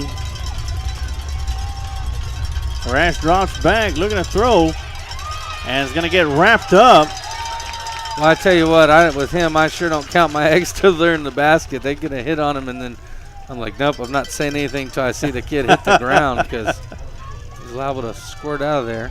So it's going to be third down and 17. So I noticed something here, Sarge. Lockhart playing with their safeties, Jackson and Ramos, only 7-8 yards back from the line of scrimmage, and then they're turning and running with the receivers. So that shows a lot of confidence in their ability to run. Yeah, so here we go. Whistle blew. Timeout. Timeout. Yep, timeout Medina Valley. Timeout Medina Valley. So it's going to take one off the board from them. As they take a timeout, we'll take a timeout too. And you're watching Lockhart Lion football right here on the Lions Pride Sports broadcast. Old Pal Texas Tavern, located on the square in downtown Lockhart at 100 East Market Street. From a variety of appetizers, fried chicken, burgers, and salads, Old Pal is the right place for your hunger. We're open 7 days a week, Sunday through Thursday, 11 a.m. to 10 p.m., and Fridays and Saturdays from 11 a.m. to 12 a.m. Our kitchen will be open late for Lockhart Lions Friday Night Lights home games. Old Pal Texas Tavern, cold drinks, fried chicken, and famous smash burgers are perfect for your after-game score. At Old Pals, we are proud supporters of the Lockhart Lions and the Lions Pride Sports broadcast. And we are back here after the Panther timeout. Coach Mabus got out there and talked to his defense. He's definitely got a plan here. 3rd down and 17 for the Panthers. Fakes the pump. And it's going to be brought down or chased around. Great job by Rash. And finally he's going to be brought down on the far side of the field by Clayton Foster. What did I tell you about saying he's been brought down? It's always too soon with this guy. So that's going to bring up 4th down and 6. Two guys definitely had him. They just slipped off. Yeah, so that's 10 yards on the other side of brought down. That tells you just how this quarterback runs. And we know from now they're not afraid to go for it on 4th down. Next time, if you hear I'm going to say brought down, just go ahead and mute me for a couple of seconds. And the Panthers are going to be going for it on 4th down and 6. And we may see the same thing, got trips to the other side. Lockhart manned up. Looks like they were trying to go for the hard count. Looks like they're going to call timeout. And using up their second timeout. Coach's staff looking for the penalty.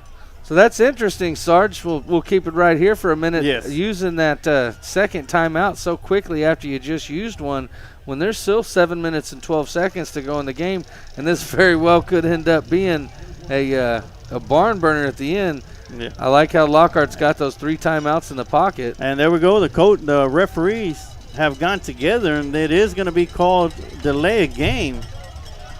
So, Coach, that gets you one step closer to these officials. Yeah, as long as they keep calling it for that against them. Yeah, and I tell you what, that's a huge penalty, gentlemen, as Panthers are going to be punting it now instead of going for it. And this is the first punt we've seen all night from the Panthers. With the aggression that we've seen, I'd keep an eye out for a fake here, even on 4th and 11. And that one was almost blocked. And that ball is going to take a bounce and be down at the 7-yard line. I tell you what, Jackson ran into the kicker on that play, but luckily the kicker's got legs like trees, and so he didn't fall, and so no penalty flag thrown. So you could tell he's not a soccer player. No, he did, and he's got no flop in him, that's for sure, because he just stood there as Jackson kind of ran into him and looked down at him.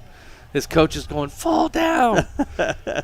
All right, so big drive coming up for the Lockhart Lions. With 6:56 left to go. Well, and it's going to take a big drive because it's 92 yards from where they sit now. Ball on the 8-yard line. 92 yards to the end zone on the other end. Lions able to score on their last possession. And off to McKinney going around the far side. Turns it upfield, and he'll get about 5 yards before he's ran out of bounds. And it was McKinney who took it in for the Lions. And didn't just take it in, some hard running all through that last series. McKinney picking up 4, 5, 6, 8 yards at a time. They start off the same way on this series. So little breathing room. He'll pick up 3 yards. It'll be 2nd and 7. This time McKinney with the handoff up the middle. And he'll break a couple of tackles before he finally gets out of bounds. But picks up a big first down at the Lion 30 or 24-yard line. And I don't have stats on him, but he has definitely gone over 100 yards at this point because he's got about 70 just in the second half here. So first down and 10. The clock is stopped, so plenty of time to make your play. And this time Dickens going to fake the handoff to McKinney. He'll keep it himself, and he'll pick up a yard. And good read by Dickens because they were ready for McKinney that time. Two of the defenders going out after McKinney, making the read easy on Dickens, but unable to do a lot with it. Going to be 2nd and 9. All right, Jackson is back in the ballgame in the offense. And that screen pass out to Tay Andrews, who picks a spot, got some blockers in front of him, almost making it. And I tell into you the what, open field. He had Tanner Castillo and the A-Train running full speed out in front of him. If they don't make that shoestring tackle, Tay Andrews is probably taking that one to the house. He would be in the end zone by now. So 3rd down and 1. Ought to be easy enough for Lockhart running game to pick up. It would have been in the end zone or a foot race against Tanner Castillo. So 3rd down and short. Get the first down. Get the first down. Inside handoff to McKinney. He's going to be hit in the backfield, and he'll lose yardage. Lost one. They're going to give him a 2-yard loss, so that's going to bring up 4th down and 3. And Lockhart's got to go for it here, down by a score with 5 minutes, 29 seconds left to go. As they hurry up to the line of scrimmage. And I spoke too soon that would be an easy first down to pick up. They're bringing everybody. It looks like they're trying to draw them off sides on the hard count. And Lockhart's going to change the play up. Hand off to McKinney going around the left side. He'll pick up the first down and more before he's finally brought down at the 42-yard line, still in line territory. McKinney picking up yards in chunks. Another 10 yards for the young man. Put it on the board. TD, who was that pulling lineman there? That was number 72. That's Kareem Zuniga-Zaragoza. Great job. Pulling from his guard position, getting a great kick-out block to spring Sean McKinney for the first down. And we're going to have an injury timeout right now. We'll take a timeout, too, and you're watching Lockhart Lion football right here on the Lions Pride Sports broadcast. If you're looking for drywall and paint work done, look no further than Reyna Drywall and Paint. Owner and operator Robert Reyna is MBE, DBE and Hub certified. Whether it's commercial or residential, metal framing, suspended ceilings, doors, and hardware, Reyna Drywall and Paint is the one to call. You can call Robert Reyna at 512-925-0634 or you can send an email to renaconstruction@sbcglobal.net.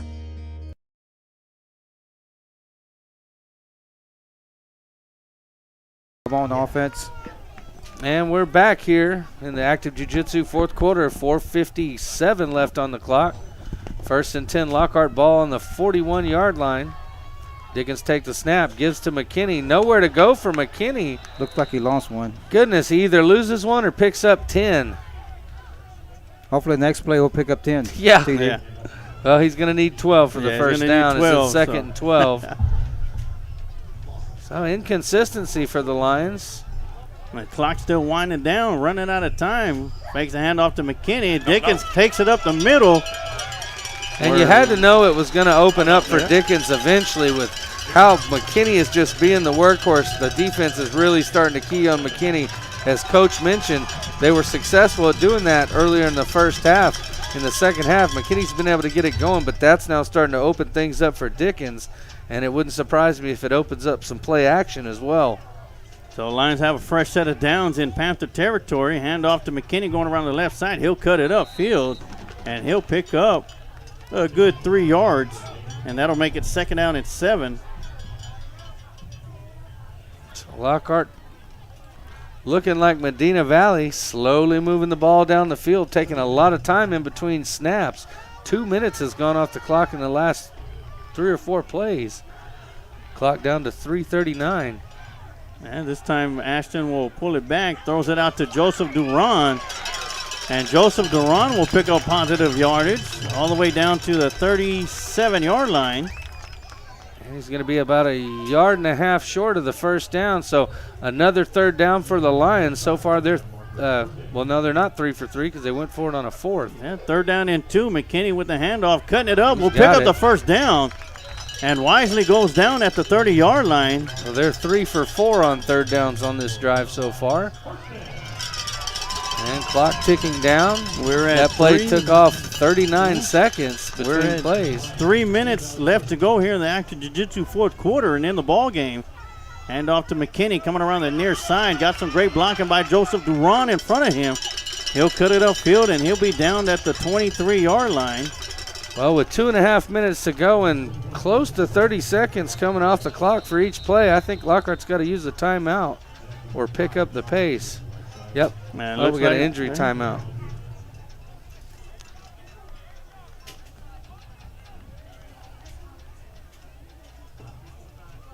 We're going to have an injury timeout on the field right now. We're going to keep it right here as Medina Valley leads the Lockhart Lions 21-14 with 2:41 left to go.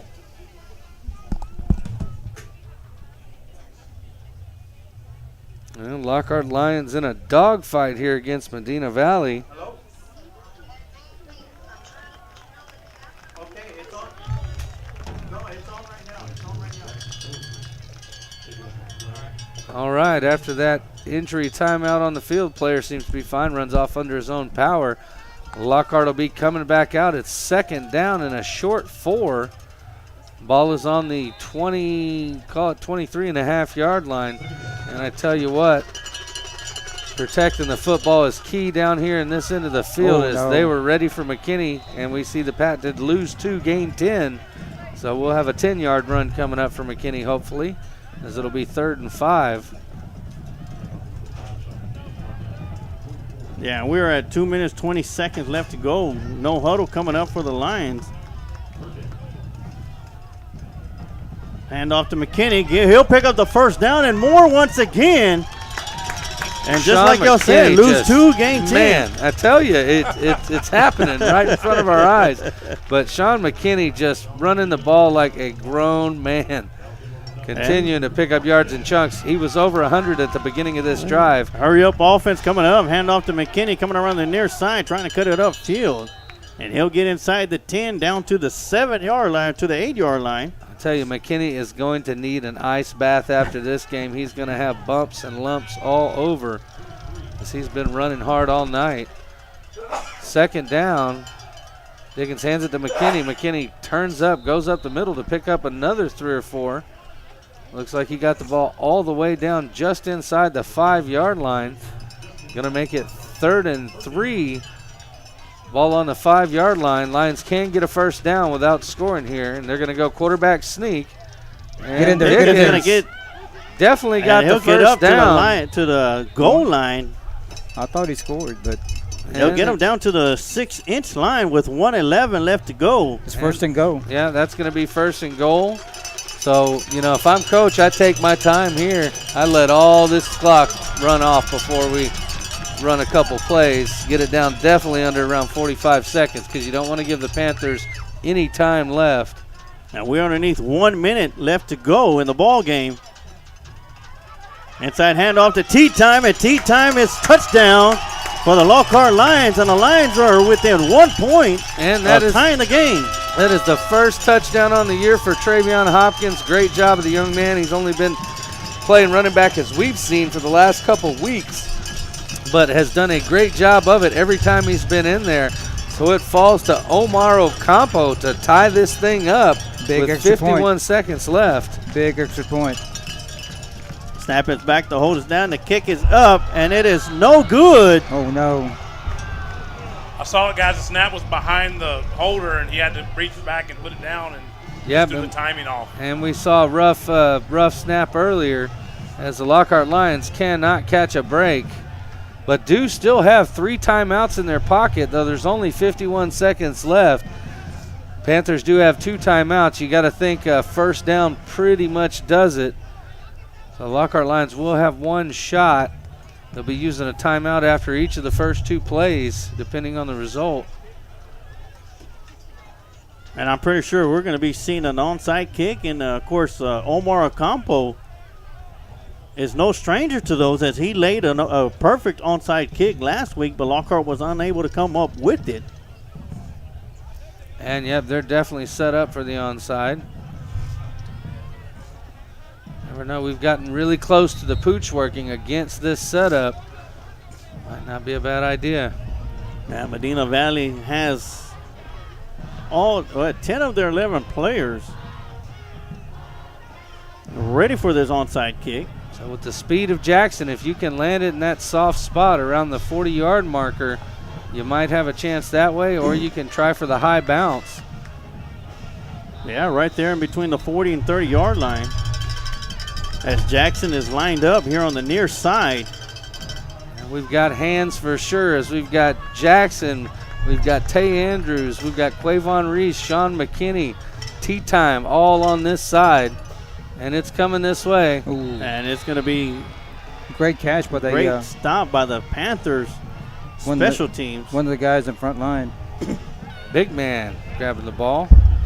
So they're going to have the ball on the 50-yard line. Really no time came off the clock on that onside kick. It's the 49. So Lockhart defense has to hold here, obviously. 3 timeouts. Yep, 3 timeouts. 3 stops. Cannot allow a first down. And cannot allow the clock to get under 35 seconds before that third play.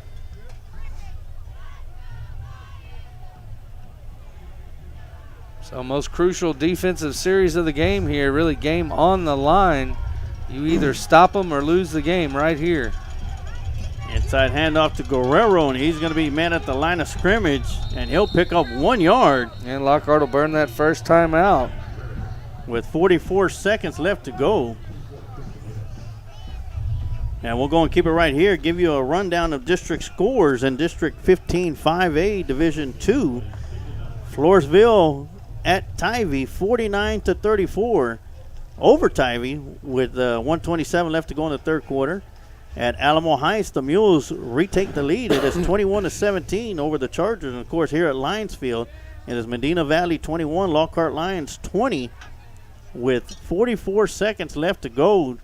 And, gentlemen, that missed field goal is huge, and that came off of a snap. But great job by the holder to be able to bring it back around in time, but still unable to set it down the way the kicker would like it. Laces out. Well, and the breaks haven't fallen Lockhart's way with the big penalties in the game so far, but this is going to be Lockhart's last chance. Second down. And it's going to be Rash. A penalty flag is coming in from the backside as Rash is going to pick up the first down. Get him out of bounds. But more than likely, he stepped out. Clock stops. More than likely, it's going to go against offense, and it is. It's going to be a holding penalty. But 11 seconds ran off the clock. So that's going to be third down. Lockhart only having to use one of their timeouts because of the penalty here. Or no, that's going to be 10 yards and repeat second down. So, well, it hurts you and it helps you. I mean, it hurts you because now there's less time, but it helps you because they would have picked up the first down. So, going to get pretty tight here at the end.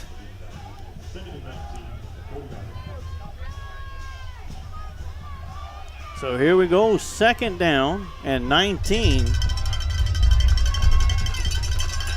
Lockhart fans going crazy with the cowbells.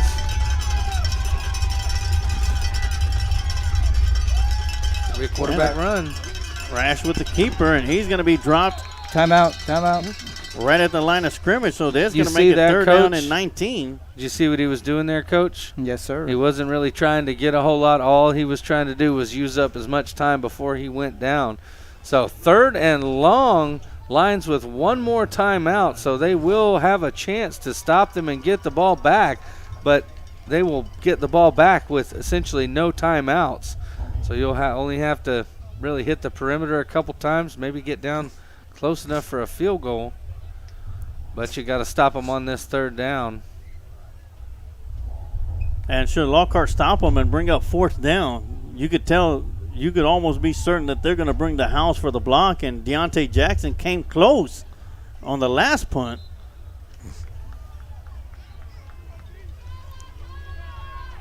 And again, Medina Valley may just go for it on fourth down because they don't have anything to lose. They might. So here we go, third down and 19, 29 seconds left to go in the active jiu-jitsu fourth quarter.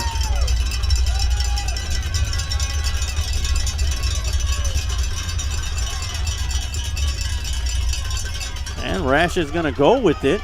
Oh. And And once again, breaking through some arm tackles and finally going to be brought down by T-time Travion Hopkins. Travion Hopkins doing everything he could to try to get the ball out of the hands of that quarterback, but he really showed just how strong he was. I think a lesser player probably would have lost the ball there as he was slinging him. So 21 seconds left, fourth down. They'll either go for it or they'll punt it.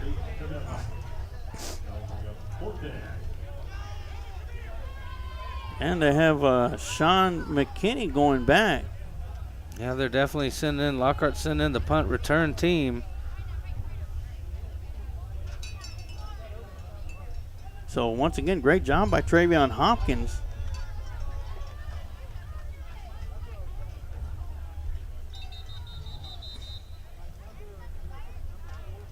And should Lockhart get the ball back, they'll probably have right around 15. Yeah, 10 to 15 seconds, depending on how long this play is going to take.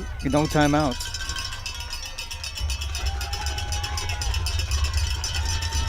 And they've got Ocampo and Suarez both on the sideline tonight, so you got to think, Coach, they got in field goal range. You definitely go with whichever one has a little more leg.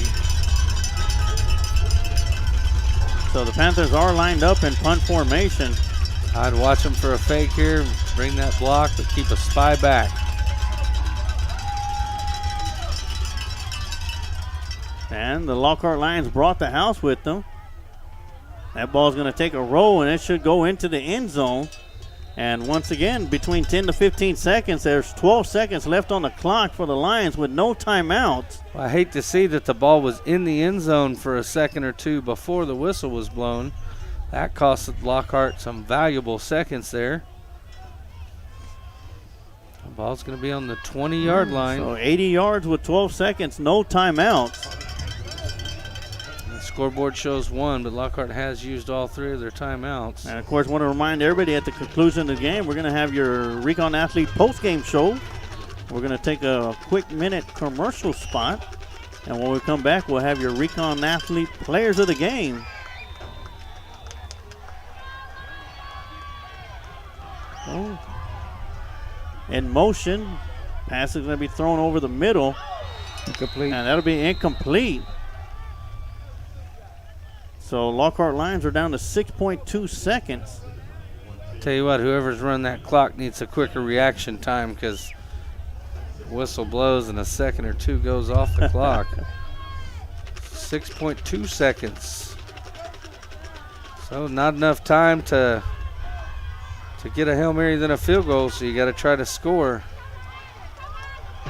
And that ball's going to be thrown deep down the sideline to Tay Andrews, and that'll go out of bounds.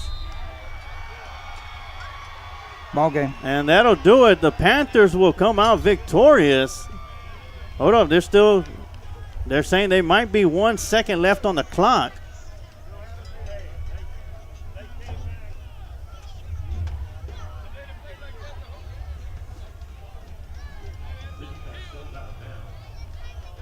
And we'll see what the referee staff is going to come up with. And we'll see if Lockhart gets one more play.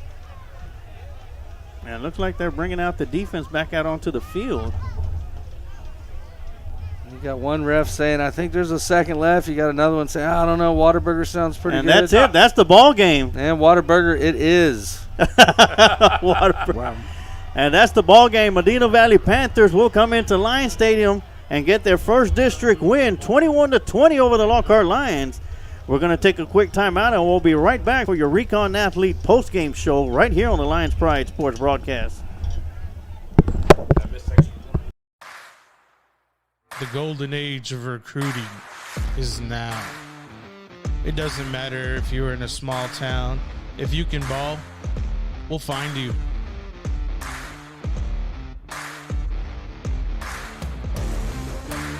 When you dominate there, your 5-star talent can't be questioned. Dance that dance.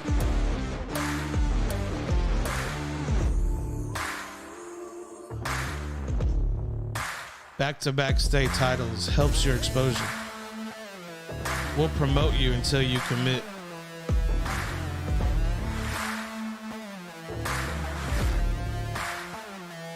Speed is what they desire. And when you're a legacy to speed, You leave no doubt. It's fun to be fast.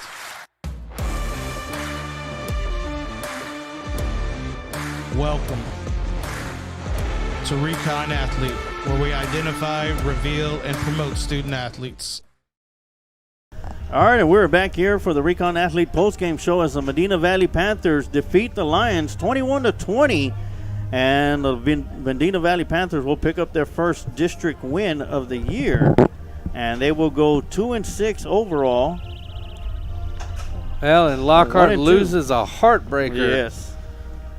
Especially here with the loss tonight, the Lockhart Lions are practically officially out of the playoff run for this year, but still with a lot of pride to play for as they fall to 2-6 overall, 0-3 in district play, with only 2 games remaining on the schedule. Alamo Heights next week and Bernie Champion the following week. 2 games remaining, and those are the 2 toughest games we'll probably play all year outside of Dripping Springs, as both those teams, Bernie Champion and Alamo Heights, are tough teams. We'll get you a quick district update here before we go to the Recon Athlete players of the game. Right now, with 1:27 left to go in the third quarter, is Floresville Tigers 49, Tybee Antlers 34. That game is being played at Antler Stadium.